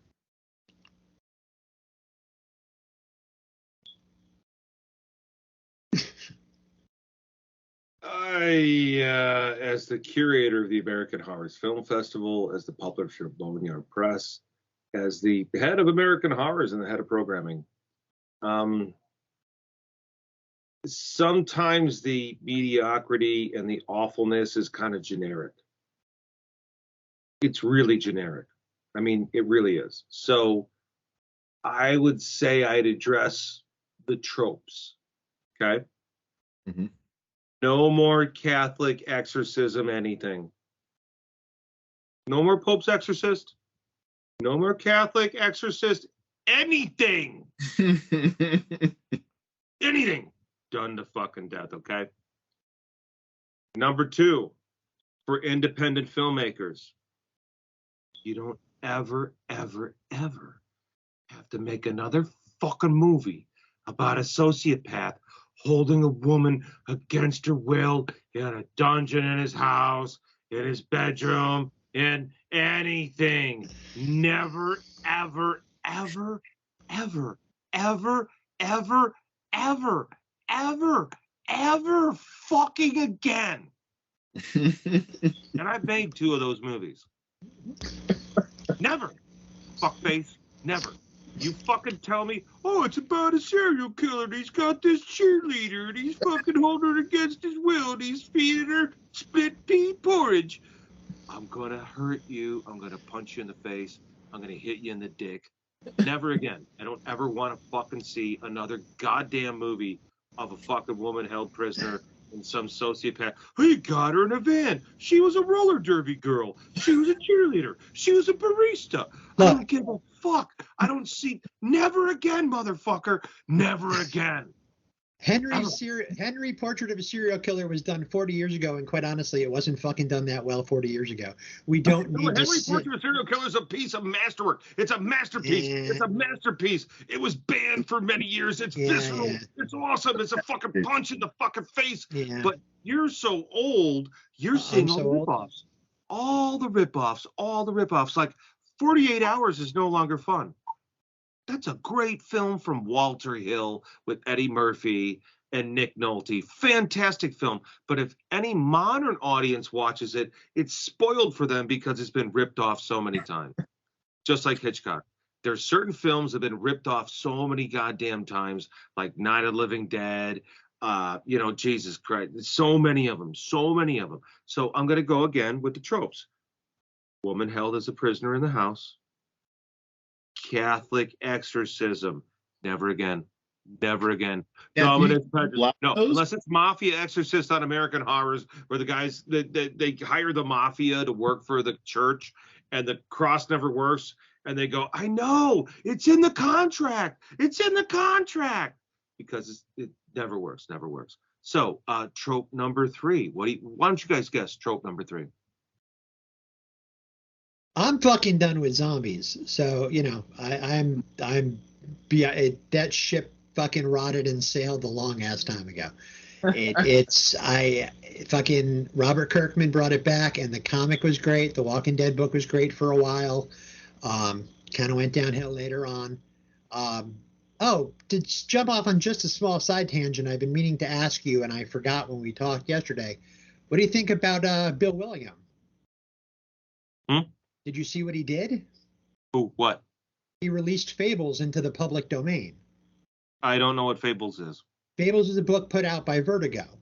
It's basically a modern retelling of all of the fairy tale characters living together after they escape their homelands from an adversary. Good book, solid stories, especially in the beginning, like the first 50 issues. Good stuff. And apparently him and DC have been having a pissing match for a while now about the rights because it was a creator-owned book. So instead of kowtowing to what DC is telling him they want, he released the whole fucking project into the public domain. So what you mean is he's a little pussy who, instead of maintaining a hold on his product, maintaining a hold on what he created, maintaining a hold on his copyrights, he said, "Oh, stop picking on me, big corporate giant. I'll just give it away. I'll just give it away. I'll just give it away to everybody." That's what I'm hearing. all right. See, that's why I meant to talk. That's why I was going to ask you about it. I sued Marvel and won, and I was a nobody nothing with a product that was not popular. So these artists that capitulate because it's so much easier, and I went through that. I went through that with a product. I've got the Flowers and the Razor Wire film, and it sat on a shelf for many, many, many years because I wasn't willing to sit in a court and look at the cocksucker who fucked me over. And so it sat on a shelf for a long time just because I was busy building American Horrors. I was busy building something bigger. It wasn't like I gave up the copyright. To me, I parked it to the side for a later. It wasn't a fight I was going to have at that moment. So my thing with the Fables is that's a guy who tapped out. I feel the same way about Alan Moore. I think Alan Moore is a big candy ass. He just kowtowed and just gave up and took his name off and capitulated and tapped out. He gave up. I'm not very impressed with him. I mean, I like his work. I like his writing. I've read so many of his books, but as an artist, he's a coward. He's a coward who capitulates and gives up and lets the corporate man rape them. And that's what he is. I mean, you can't argue with me. He did it. He gave up his rights. He gave up his rights. There's a thing happening right now, if we're going to get political here for a very brief moment. There's a thing happening in Austria right now where if you tattoo their climate ticket on your arm, you get a year's worth of free public transportation. Okay. Interesting. You're giving up your rights. You're selling off your skin. You're giving up stuff for small little inches.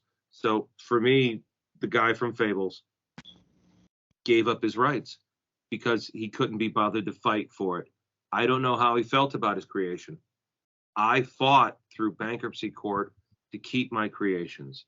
Sure. I went through bankruptcy court. The judge could have ordered my characters be sold off to the highest bidder. I was terrified of that. My childhood characters, Bill the Bull, Dark Angel, then later Babylon Crush, Flowers and the Razor Wire, all those characters were at the judge's mercy during my bankruptcy court hearing in the year 2000. Okay. So that was nerve-wracking, and the judge could have decided. I have a library. I have an amazing printed library of Boneyard Press books. So sales plug. If you guys need some Boneyard books that are vintage and in mint collection, call me, email me, IM me. I'm easy to find. I'm on Facebook. I'm on Instagram. I'm all over the goddamn place. Look up Hart D. Fisher. So anyway, getting back to the story, the judge could have pulped the books. He could have ordered my entire print library pulped and then the profits given to my creditors. He could have sold off my characters, but the judge in the case saw no value in what I was doing, saw no value in my characters. And luckily, none of my creditors stepped forward to try to get him, to try to say, hey, I want Bill the Bull. Hey, I want Dark Angel. And that could have happened. And that was terrifying for me. Absolutely terrifying. But I went through the case and I went through it because I love my characters and I care about my books. I care about my creations. It's why I'm so meticulous with American Horrors. It's why it's taken so long for the Bill the Bull Omnibus. It's why it's taken so long on the Big Book of Jeffrey Dahmer, because I'm meticulous and I want this to be awesome instead of just some hunk of shit that somebody chucked at you online. I want it to be awesome. I want to be proud of it. I want to be proud when I sign this thing. And I'm right there on the Big Book of Dahmer, and we're getting close on Bill the Bull. But the Big Book of Dahmer is going to come out first. That's going to be the first thing we get done, the first thing we get out there. It's so close. And I'm really excited about it because there's been so much bad press about it. And I'm very eager for people to be able to read it for themselves and make up their own mind. Mm-hmm. I didn't realize what they had done to the cover of that book in the Netflix series. I didn't catch it the first time I watched the series. And then I started seeing screenshots of it. And I was like, wait a minute,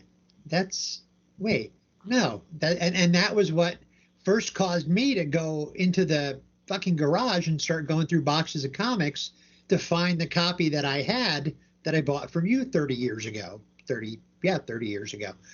And I was like, those motherfuckers, they just fucking, and that was what, again, and then I saw somebody post about Big Book of Dahmer, and then I was like, oh yeah, and that's how this all happened. So it's a good book, that's the thing, is it's good. Okay, it's good, especially if you're a fan of like underground comics, if you're a fan of transgressive cinema. And I'm not saying that the bio isn't transgressive. The writing in it's actually pretty good. It's better than I remember. Like, I'm like, wow, I really looked down on it before, but it's actually pretty good. And then I was looking at the stuff that Eric Perukin did with the further adventures of young Jeffrey Dahmer. And that is like, oh my God. Oh my God. Oh shit. Trigger warning, trigger warning, trigger warning. And then I looked at the Dahmer Zombie Squad and the Dahmer versus Christ, and I thought that shit was damn funny. I was laughing out loud reading it. I was reading it to my friends, and they were all laughing. I mean, it's still, I guess there's going to be people that are going to be there. It might offend some people, the same way Blazing Saddles might offend somebody, or the Naked Gun, Police Squad's the Naked Gun, that kind of thing. I've got a wild sense of humor, and it comes from all that. And so to modern audiences, there's definitely going to be some things that they're going, oh, you couldn't do that now. Well, motherfucker, I am. I'm re-releasing the book. And Hart, when you do, make sure I get a copy. Hold me one to the side. Oh yeah, for sure, because it's available. Like, people can go to indiegogo.com and they can order now. We put it on demand. You can order now? Yeah, you could order it right now. You guys can put your orders in, because, man, I'm telling you guys, I'm really proud of this thing. I really am. And the introduction by David Hayes, who's a forensic pathologist expert and major horror creator and horror actor, has written a really amazing introduction. There's a lot of awesome stuff in here. And I got to say, the Nelson Danielson art and Dahmer Zombie Squad and Jeffrey Dahmer versus Jesus Christ is really good. It's never looked so good. You know what I mean? The art looks fantastic.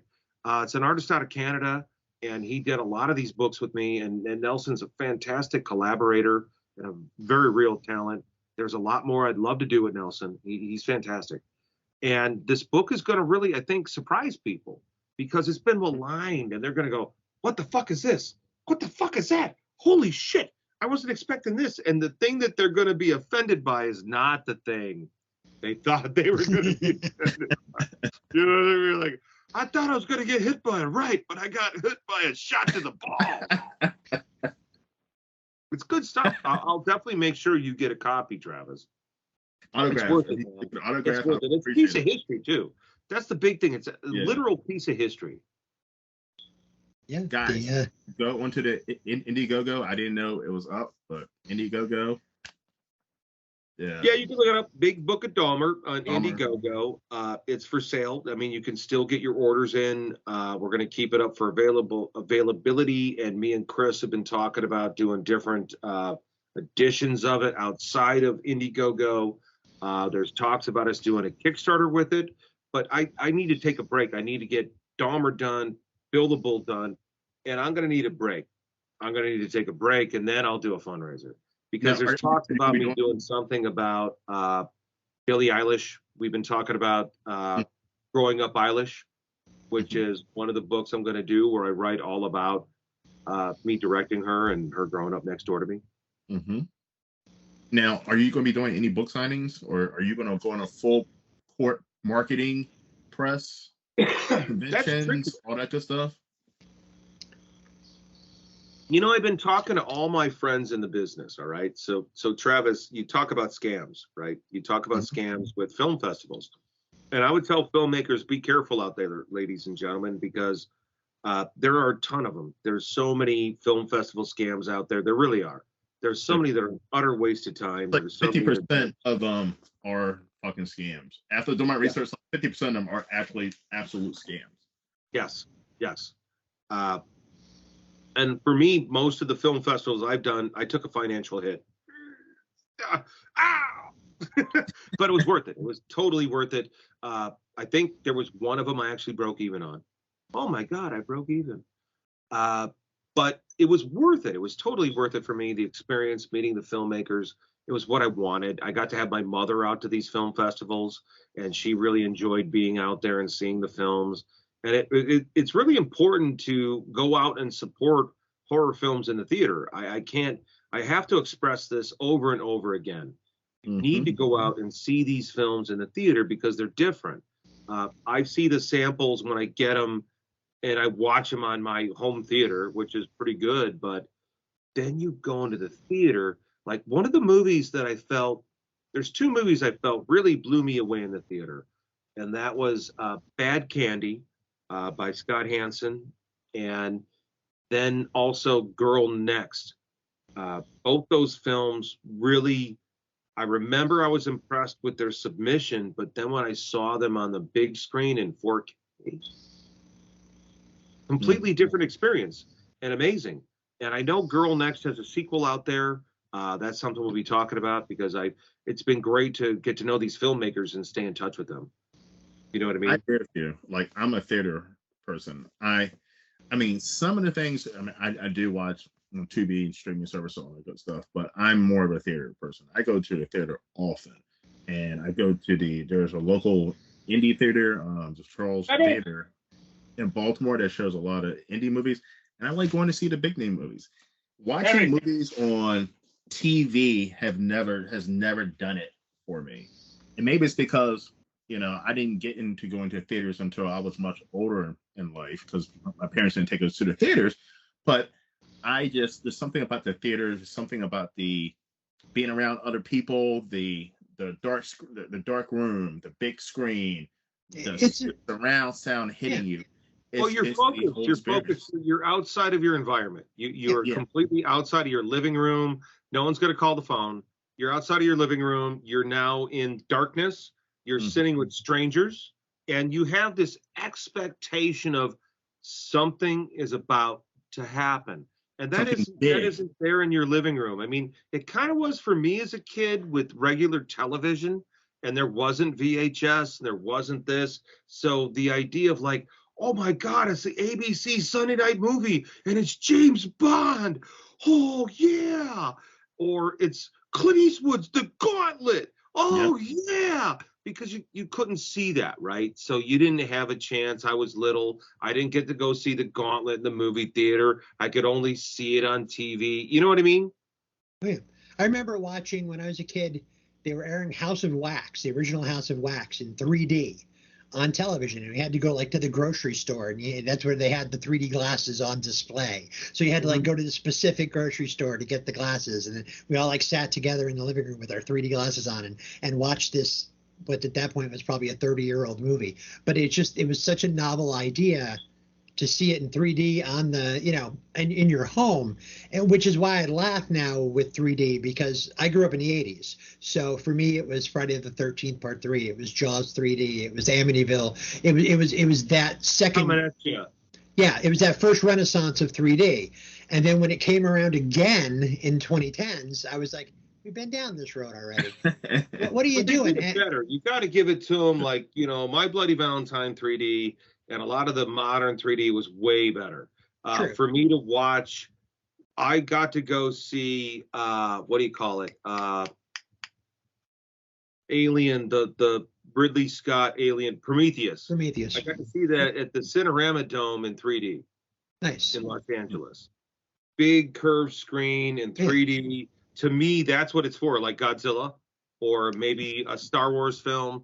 For me, 3D is about those big, giant experiences. Yeah. Sure. And it doesn't work at home because you still your nose smells, this is my couch, right. And when you're in the theater, there really is a magic there. There's just something like, okay, when I go to the gym, right, I can't do a home gym. I can't do it. I got to get out of my house. I got to go to the gym. or when I do spoken word. As soon as I grab the microphone, a switch goes off in my head. When I host American Horrors, you've noticed, guys, if anybody watches American Horrors, they'll notice I've had the same microphone since 2008. And when I grab that thing, a switch goes off. Hi, I'm Hart T. Fisher from American Horrors, and today I'm here with Travis and Christopher to talk about what's going on today with Psychotoxin Press, the team up with Boneyard Press, and American Horrors returning with an upgraded stream. You get what I mean? It's like a bang. It's a muscle that's ignited, and that's the way it is for theater. You walk in, you smell the popcorn popping. If you're lucky, it's popping when you walk in. Pop, pop, pop, pop, pop, pop, pop, pop. And even if the floor is kind of sticky, because I grew up with the grindhouse, and luckily my childhood theater in Blue Island, Illinois, the Lyric Theater, got a $1 million renovation. They're only doing second-run films, but I would implore anybody in Blue Island to go check out the Lyric Theater. It's where I saw, like, the Prowler and, you know, the Grim Reaper and Chuck Norris and the Octagon, or the Blues Brothers. Dun, dun. And I saw so much stuff. Porky's. My mom made us come home. We couldn't watch that movie. We had to leave. But you get what I mean? Like, you go to the theater, and in your brain, you're programmed. Turn off your fucking phone. Turn no off talking. Everything. Turn it off. You Coming in, you got trailers, the lights go down, you got your popcorn or Milk Duds. Man, I remember Milk Duds were my favorite for a little while. But I love popcorn. Popcorn, and you got your sodas, or your Twizzlers, or your Skittles, or what have you. And you sit down and you're opening yourself up to this adventure. You're like, I'm going to check out, and man, I hope this is good. You turn your brain off, and it's hard to turn your brain off at home. You got your kids, your wife, your husband, whatever, talking to you. Your phone's ringing. Someone's honking a horn outside. It's just too many damn things and it distracts you. But something interesting. We're going completely off topic, but that's what happens on the show. But have you also noticed, like, with TV shows, right? Let's say, for instance, The Sopranos, Game of Thrones, any of those shows. There was a specific day that show came on. It would have been Sunday at 9 o'clock. Yeah. And it was something special. It was like you made sure you were there. What was that? Lovian, Pavlov's dog. Ding, ding, dog drools. Yes. You ever heard about that experiment where the idea is you feed the dog, every time you ring the bell, you feed the dog, and pretty soon the dog will drool as soon as you ring the bell. And that's us. We're primed. That's what American Horrors is. Like, the whole point of the way I laid out American Horrors is it's simple. I tried to make it like me going to that Lyric movie theater. I tried to make it like me getting a VHS tape I'm not supposed to, that my parents wouldn't want me to watch in 1983. You know what I mean? And the video revolution just started. So I'm trying to replicate that experience, that ding, ding, ding. Oh, I'm going to see something forbidden. So, like, some of the films I play, it's not just that, okay, I play this one film that's like, God, Alienator or something like that. It's a Predator ripoff, and it's this awesome, but it's got all these Thai subtitles. And I'm happy to play that because the Thai subtitles make me feel like I'm watching something forbidden. Like, I'm not supposed to see this. Oh, no. What am I seeing? You get what I mean? Like, I like that. And I'm trying to replicate what it was like for me as a kid, trying to track this shit down. And there was no internet. And you had to go to bootleg, like, you had to go to the Fangoria Horror Convention, get bootleg tapes. To see Della Morte. But it's all about making a experience, making movies, TV, because now it's hard for me to watch a TV show because that experience is not there. I can go in and watch a whole fucking season sitting down in my underwear on a fucking Saturday. But it's not the same. That you can smell the fucking cat litter. Jesus, your phone is pinging over there, and you're looking and you're seeing your kitchen, and you're scratching your belly, going, "Man, I wish I had some popcorn, but I don't feel like fucking making it." No, we're talking about TV now. I'm talking about TV shows, like. And HBO's masturbation. HBO was great at that. Masturbation. Going to the theater is a little bit more sexy. They just wrapped up their second season of Winning Season last Sunday night, which is phenomenal. Which is funny because I don't give a shit about sports today. Winning Season? The second season of the TV show Winning Season just finished airing. It was about the rise of the Laker dynasty in the early 80s. Yeah. And it's a tremendous show. And it's funny because I could give a fuck about sports today. Don't care. Was that the one that was on HBO that's produced by Adam something that was Will Ferrell's partner? Oh, I don't know who produced it, but was it on HBO? It was on HBO, yeah. It just ended the second season. First one, and God, who's the coach? Jerry West. Who's the owner is a major independent actor from. It's from Boogie Nights. It's John C. Reilly. John C. Reilly. So they had a second season? They had a second season. Oh, man, the first season was so good. The second season is tremendous. Was so good. It caused a split between him and Will Ferrell. Like the guy, I think it's Adam McKay. Yeah. It caused a huge rift between them because Will Ferrell wanted that part, but he felt John C. Reilly would do a better job with it. John C. Reilly is amazing. The second season is amazing. I have a feeling, though, that we've just seen the first victim of the current writer's strike, because the way they ended the second season was not the way I would have ended the show. And I'm not going to spoil how they did it, but I think a third season would have been a better way to wrap it. But I got to say that show was really good. The first season was tremendous. The first season that I saw was actually really kind of amazing because, again, I'm not a basketball fan. I'm an MMA fan. I don't like football. I don't like soccer. I don't like baseball. I like to see people fight. Right. But I mean, it's like I grew up in the 80s in a basketball loving home in the Northeast. I was a Celtics fan. There was no choice in the matter back then. we were a Celtics family. And I was sports. Diehard sports fan. Yeah. What's your sport? Baseball is my favorite sport. So I'm a diehard Yankees fan. Go Yankees. Okay, Chris, I want to hear your thing. Okay, so anyway, second season, top shelf. Grew up a Celtics fan, so when I watched HBO did a documentary a few years ago about Bird and Magic Johnson and their rivalry and their friendship and everything.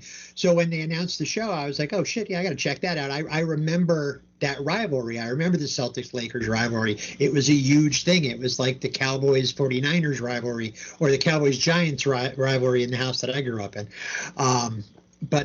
Second season just wrapped. It's check it out, Top Shelf. They did a tremendous job. But I think it might have been a victim of the writer's strike, though, because I got a feeling there should have been, or there definitely could have been, a third season, which, in my opinion, might have been a better way to end the show. But it is what it is. But it's good stuff. I'd have to say there's a lot more going on than just the writer's strike because of all the different reorganizations with. HBO Max had way more subscribers than Discovery Channel, right? And they merged them, which I didn't understand why, because HBO Max had 79 million subscribers and Discovery had like 29.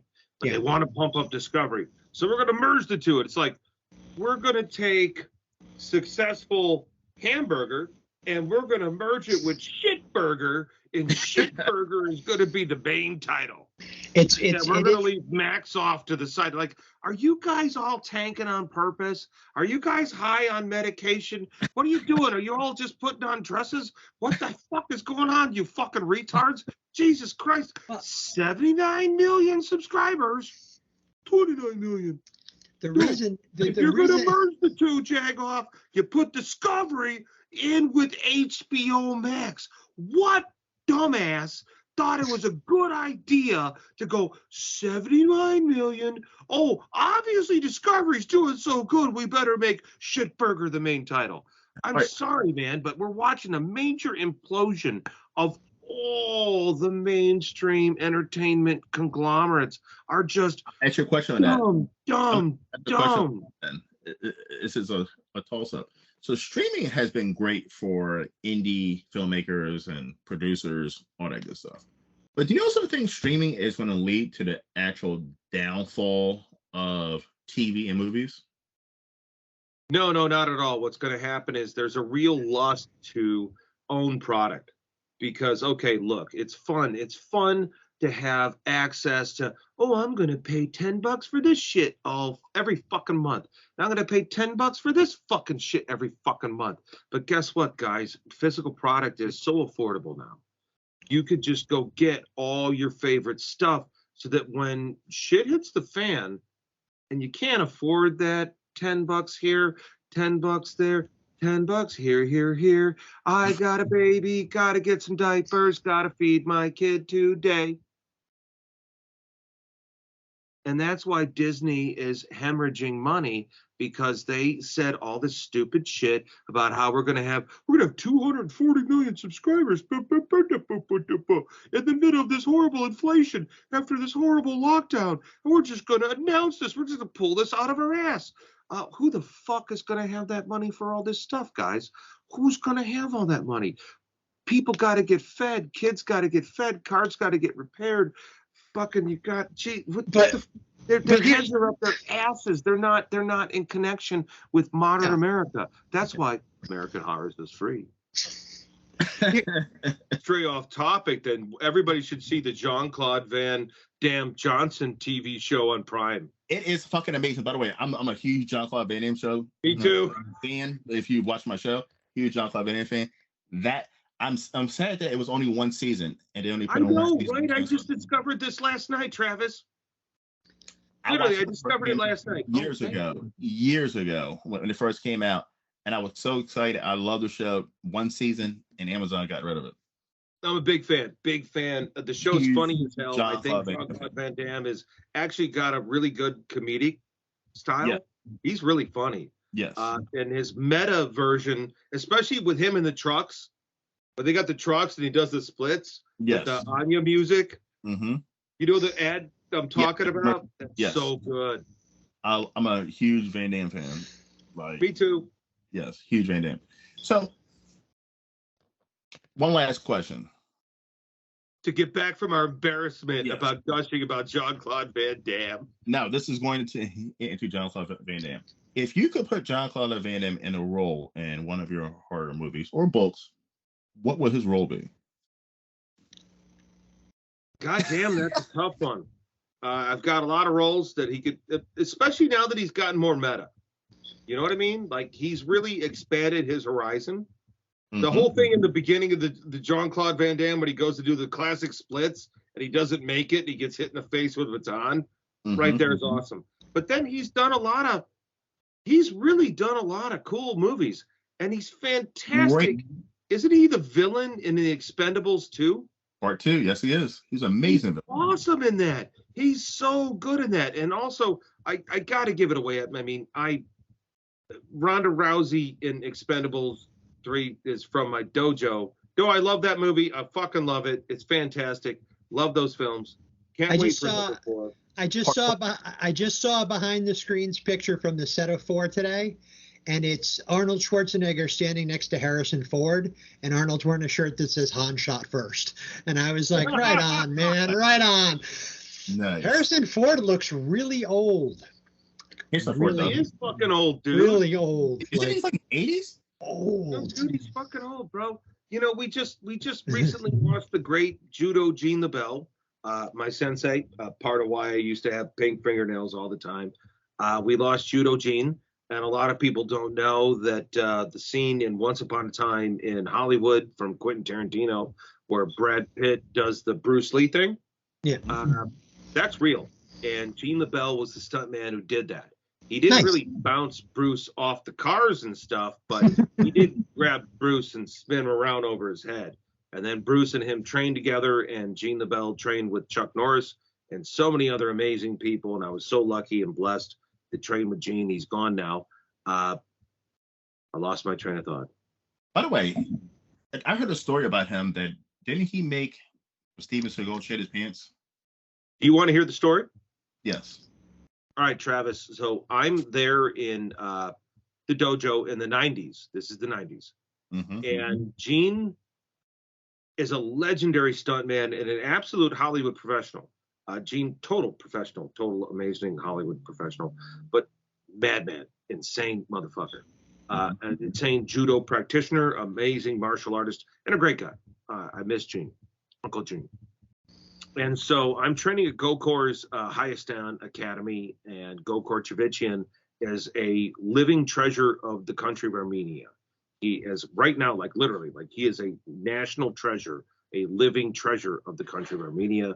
And Gokor is a judo and jiu-jitsu champion, Armenian grappling, and also sambo. So those guys are my friends. And I'm there doing class, you know, and you're training, and Gene's the stunt man. So different stunt guys would come in, right? So like one night, what's his name? Christian Bale's stunt double comes in right after the Batman movie. And we were in there, we're watching the stuff, and he's showing us how he did stunts, and we're training with this guy. And he did the Jim Kata stuff, or the gun kata for Equilibrium with Christian Bale, and invented it with him. And so we got to see all these martial arts people. And Gene, take a sip. Oh, I had to have pause. Mm-hmm. Had to have pause. Had to wet my whistle. Start. Yeah. And help me. I've been drinking. Where was I rambling? Gene the Bell. Gene the Bell. Steven Seagal. Yes, Steven Skull. Okay, so I'm in class, and it's a thing where, okay, Gene's a pro, like he's a Hollywood pro. So he'll do what he has to do God. Anyway, I'm gonna stay on point. I've got so many great things to say about Gene. But Steven Seagal. So I'm hearing this story from his wife, Midge, because Gene is not allowed to talk about this story at this point in time. He signed a non-disclosure agreement with the studios. And it's my understanding that I think this happened right around the time that they were shooting Hard to Kill. Okay. And Steven Seagal had a reputation for hurting his stunt doubles. I don't know, but he had a reputation in the community of hurting his stunt people, which really doesn't go over well. I don't like that myself. And so Gene's on set, and Seagal is on set, and Seagal's hearing about Gene, and he's talking all this shit about Gene, and I'm hearing this stuff about this legendary judo guy. I could take this guy. I could handle this guy. Now, I'm hearing this story from Gene's wife, Midge, because Gene's not allowed to talk about this story because he signed a non-disclosure agreement. He kind of started to talk about later on at the end of his life, but this is in the 90s. And so Midge is telling this story. And if you ask Gene at that point, the only thing he would ever say about Steven Seagal was he's a wonderful martial artist and a great actor. Or he'd say he's a great martial artist and a wonderful actor. That's all he would say. He'd never say anything else. He's on this set, and fucking Seagal was kind of known for bullying tactics. You know, he'd have his security people there. And I have several friends, like several different actor friends, several different writers. My friend that was buddies with the director of The Glimmer Man. I'm friends with the villain from the Mighty Ducks 2. Karsten Norgard. Okay. Karsten's a friend of mine. I love that Karsten movie. told me a whole story about me with fucking Seagal. We're not going to talk about this on the air. But with Gene the Bell, so Midge is telling this story, and he's talking all this fucking shit on set about, like, this guy's so tough. Oh my God, so tough. Well, finally, Gene had had enough, and the stuntmen had had enough. So they face off, and Gene takes Seagal's back and chokes him out. Well, they bring Seagal back, and Seagal jumps up. I wasn't ready. Now it's a death match. I wasn't ready before. Now we're on. Now we're serious. Well, Gene took us back and choked him till he shit and pissed himself in front of the whole crew, from the stuntmen in front of everybody. Gene signed a non-disclosure agreement because he's a Highline pro. He's a professional. But that story is a rumor that's in Hollywood, and Steven Not a rumor. Seagal has. It's been passed around, and Steven Seagal has denied it every single time. He said that he's never even met Gene before. Because it takes a real badass to be awesome at Aikido when you're 6'4" with 5'3" Japanese people. Hey, good job, badass. Oh, and he's known for beating up his women. Oh, I'm sorry. That's a rumor in the community. I don't know. Steven Seagal is a big piece of shit. Kelly LeBrock. Steven Seagal is a big piece of shit. Look into the divorce of him and Kelly LeBrock from Weird Science. Yes, yeah. He's known for being a big piece of shit. Yeah, he kind of is. I mean, where's he living in? Russia now? In Russia. He developed. Okay, so he goes to Japan. He learns Aikido, but he got involved with the head of the dojo's daughter, and when he got famous, he kind of chucked her to the side. I mean, I don't know the story, and I hate to rush to judgment, but there's a lot of stuff about that, guys. It's very poserish, like spray painting. But the stuff with Gene and him, I heard it from his wife. Literally, we're sitting there, and his wife told the story. This little tiny woman told the story. It wasn't Gene, and Gene wasn't braggadocious, okay? I was actually hired by Gene to work on a book for him. I was working on a book for Gene called Gene LaBelle Stories. And the idea was, I mean, he wasn't braggadocious. Gene had a problem with bragging. He didn't like to brag at all. You know what I mean? Mm-hmm. He loved Hollywood. He loved being in the movies. He's a really amazing, interesting guy. I love that guy. He's fantastic. Uncle Gene, miss you, buddy. Rest in peace. But the stuff that came out, I was hired to do Gene LaBelle stories, and part of it is because Gene wasn't braggadocious. I came up with the concept of Gene LaBelle stories. So I was supposed to interview various people, and they were going to tell us Gene LaBelle stories. They were going to tell me stories. Like I met up with one of his stuntmen. There was a karate guy, and talked about, well, I don't want to go into it here, but I heard some things. And I got to talk to various people, but unfortunately, the book project never got to really happen. Gene got fucked over on a biography deal out of England. He was very unhappy with a book that was written about him. And so he was concerned at that point in time about me doing this book. But at the time I was hurting, and he gave me a generous kill fee, and it really helped. And I would love to finish the book. I'd love to go out and do it. And it's kind of funny because now we've been kind of exploring that with me, like the idea of my guys doing Hart Fisher stories for a comic book. We're talking about calling Hart T. Fisher's 10-ton erection. Kevin Eastman loved the title, and he says, I want to see a comic book called Hart T. Fisher's 10-ton erection. And he wonders why I call him when I get stuff. Yeah. About the people having sex with yeah, Like I just got a thing telling me about a book that one of the guys I work with is working on. It's called Snuff and Stuff. So I'm like, all right, it's not written. It's in the process of being written, but I'm like, all right, well, Snuff and Stuff is, that's a perfectly cromulent title. I don't think it can compare to Cadaver or Rough Trade or Snuff. A lot of the Boneyard stuff I haven't looked at in a long time. Mm-hmm. And I'm looking at it now, and I'm like,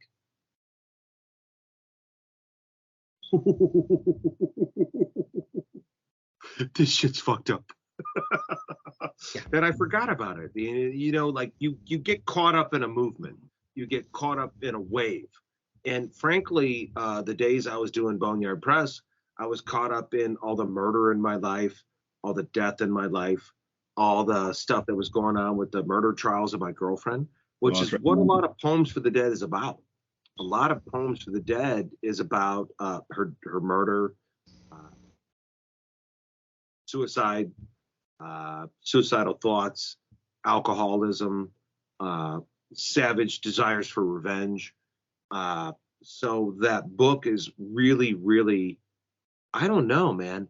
Honestly, Chris, I don't think there's anything in the marketplace that touches an American Horror Story, Poems for the Dead, or what I'm going to unleash with the Buildable Omnibus. I really am not. I'm not seeing it, and I feel that the content and the material. I really, honestly, I've been nervous about releasing it because I'm feeling like I'm about to drop an atom bomb. Well, that's what we're here for, man. Let's do it. Let's shake things up again. You say that, but you have not had a protest march on your house. No, that's true. I haven't. You're absolutely right. Sounds like fun, but it's not. No, I saw the video. It's not fun. It's not fun at all. Fuck those people. But guys, we have done a lot. We have. Today. We've talked about a lot. We've talked about the big book of Dahmer. It's going to be coming out before the end of the year. Very soon. Oh, soon. In my perfect world, I want this goddamn thing out before Halloween. Before Halloween. That's even better. And next month, American Horrors is back. Oh yeah. Better than ever, right? Upgraded, awesome, new stuff. I'm actually I'm beside myself with what we've got in store for everybody. It's my dream job. I love it, and it's fun to entertain everybody. And the stuff we've got set up for American Horrors for Halloween and leading into November and December. And the stream's better. Like we've upgraded all of it. The server, the stream. And then the people go, what does that mean? It means it's not going to take as long to load or some other bullshit. It's going to be better for you. Right in. So definitely check that out. And you also, we got a partnership with Scareplex. Ash and the guys over there. Well, what's going to happen with Scareplex is me and Ash have been talking about this for a while. And here's the thing about, okay, there's a real revolution happening behind the scenes of horror. And we get together in person. Okay. So I know Ash in person, not this thing. You know what I mean? And we've spent time on a couch drinking red wine all night, talking about what we want out of horror. So I feel like there's a real partnership there. I feel like there's a real beautiful team up there. And I like what Ash is doing. And I've kind of known Ash for a couple of years. And I was first exposed to him, I think it might have been through Horror Fix, or he had a short film in the American Horrors Film Festival. And so Ash is a forward thinker. He's really a person that is on the ball, and he's here for horror.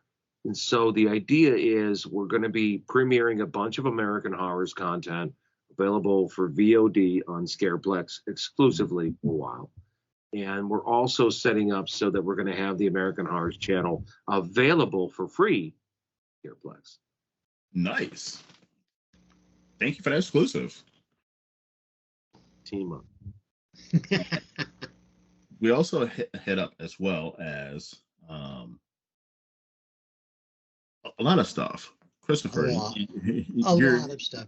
We got Smack Squatch, which is about look, it's heroin.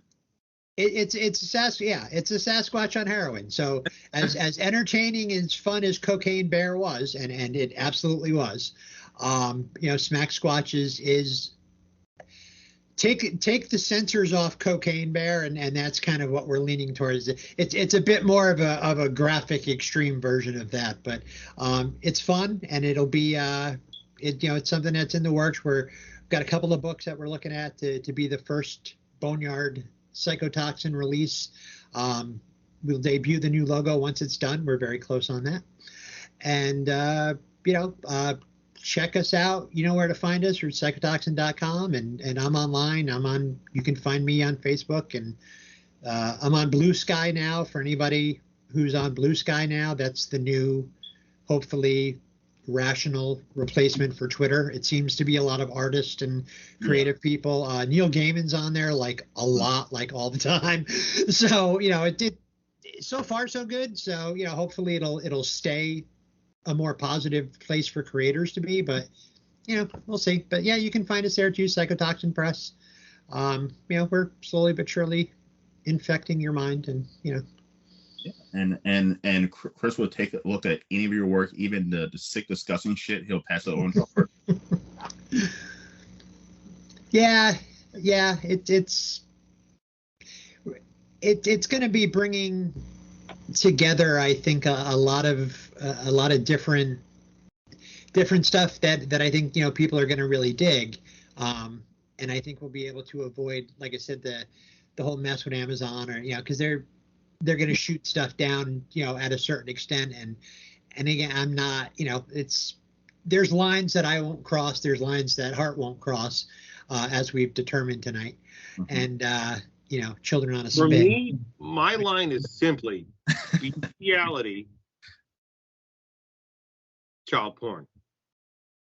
I always said no kids, no dead folks, no animals. That's always been you my. can kill a kid. I mean, it's fantastic in the sequel to Jesus. What were we talking about? The insect film from Miramax. I'm coming in from left field. You guys don't know what I'm talking about, but there's a scene in this great insect film from Miramax in the late 90s. It's a whole series. Guillermo del Toro was one of the filmmakers for the first film. Do you guys know what I'm talking about? No, that's. Mira Sorvino was in the film. Oh, you're talking about shit. You know that guy. You come on. Is it Species? Is that? No, that's Geiger. It's called Mimic. Yes, Mimic. Yes, okay. Mimic. No, the fucking the third one, like the second one, there's this whole scene where the fucking bugs like fucking wipe out some kids. Good stuff. I didn't see the second one. Oh, it's good. So I just found out there's a Jurassic Shark trilogy. Like they're worth, like all the Mimic films are worth watching. Right on. So killing kids is okay. In the film, sure. Yeah. Okay. Yeah. Don't torture a duckling. All about a child killer. The whole thing, and it's God, City of the Walking Dead, The Beyond, that director, Fulci. Okay. Don't torture a duckling. One of his early films, very, very Argento, awesome, but it's all about a child killer. Yeah. So yeah, I mean, so the horizon is open. I mean, there's a lot of partnership now. I mean, that's amazing. And what else we got? So we go from child killing to like emotion partnership. This is fantastic. There's so much partnership, and I'm going, don't torture a duckling. It's fantastic. This crazy witch is killing these kids. It's great. Demon Witch Child, crazy Italian film, killing these kids. It's a great partnership. Good segue, Travis. Good segue. There'd be more people upset about the torturing of the duckling than there would be the killing of children in the day and age that we live in. So, there's a ton of stuff happening. You're going to see me. You're going to see him. Travis, it's rare when I see a black man blush so wide. Christopher, give the name of the young lady who's an author who has the book come out next week. Mia Dahlia. The book is Discordant. It's absolutely brilliant. It's music. It's a selling your soul kind of story. And like I said, as the book is phenomenal, and Marcus knocked it out of the park on the soundtrack, and it's the two together just. It's a great package, and that's available for pre-order right now in our store at psychotoxin.com. Go to our bazaar. We do all signed and numbered editions there because Amazon doesn't want to do it. I'll do it. That's fine.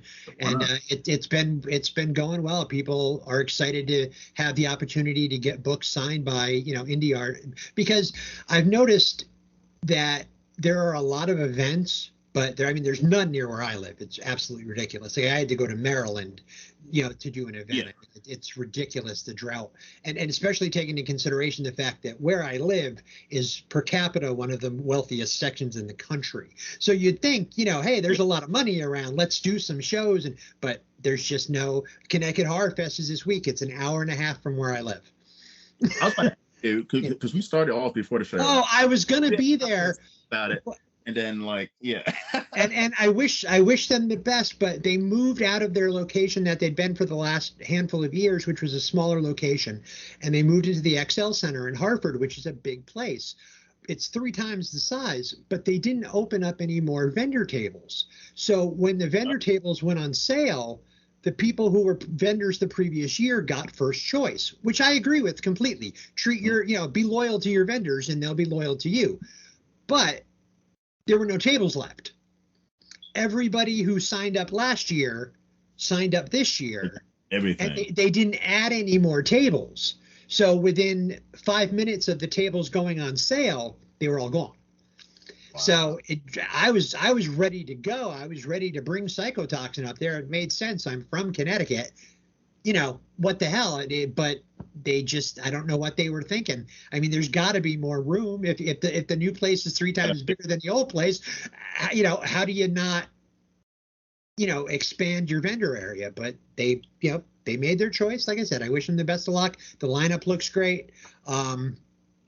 I just thought it would be weird. I thought about going as a guest, but then I thought that was kind of weird because I'd be approaching people as a publisher, not as a fan necessarily. So I wasn't quite sure what the mix was there. So I'm home, but I've got an event coming up in Asbury Park in the middle of October.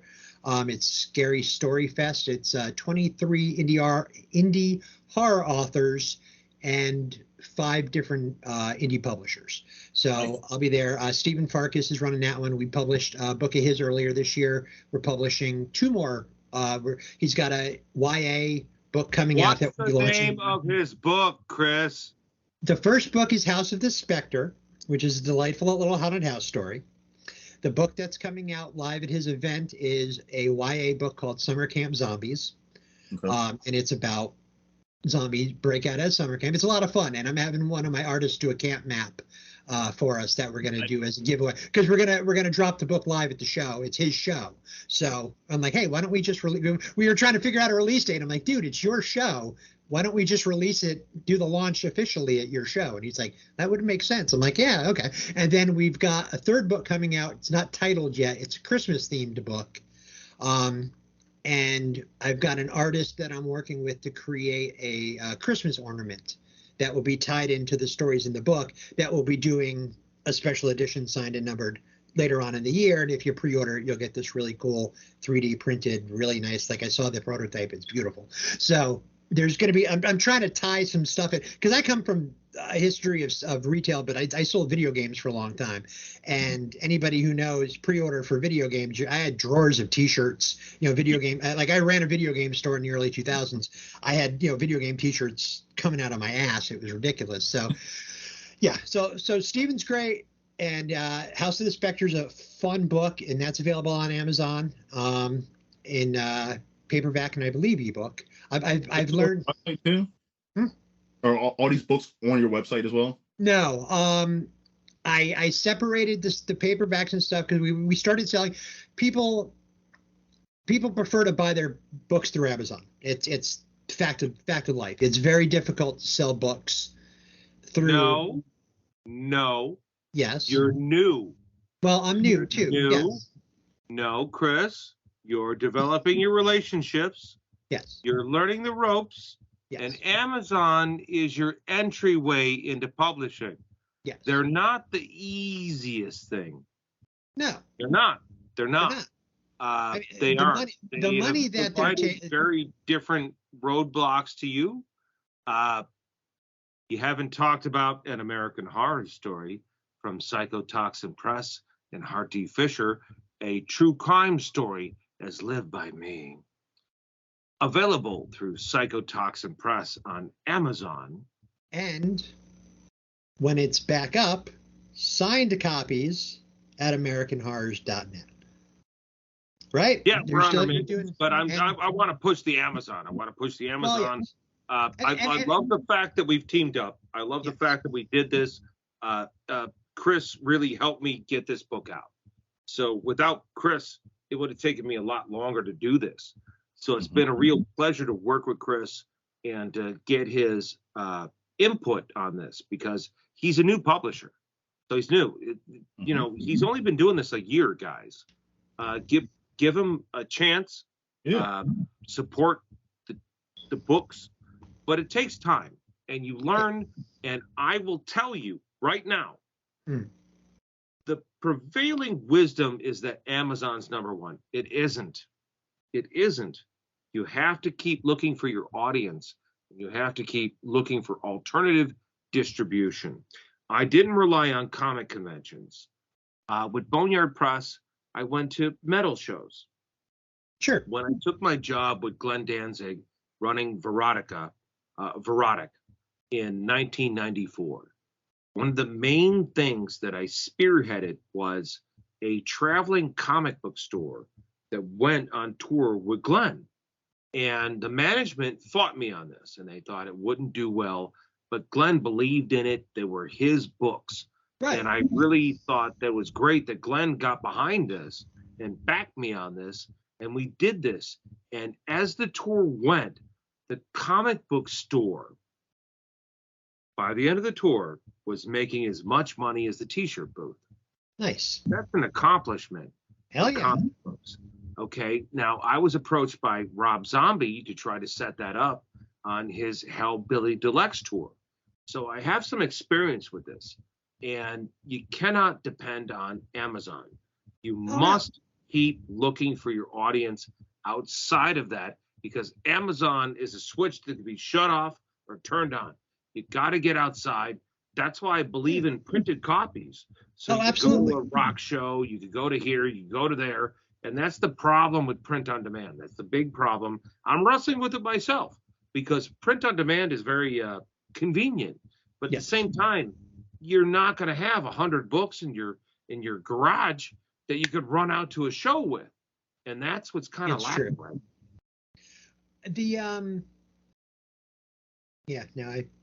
Jumped the train. No. I hit the end of my rant, and I'm like, okay, you guys talk. Yeah, Amazon, yes.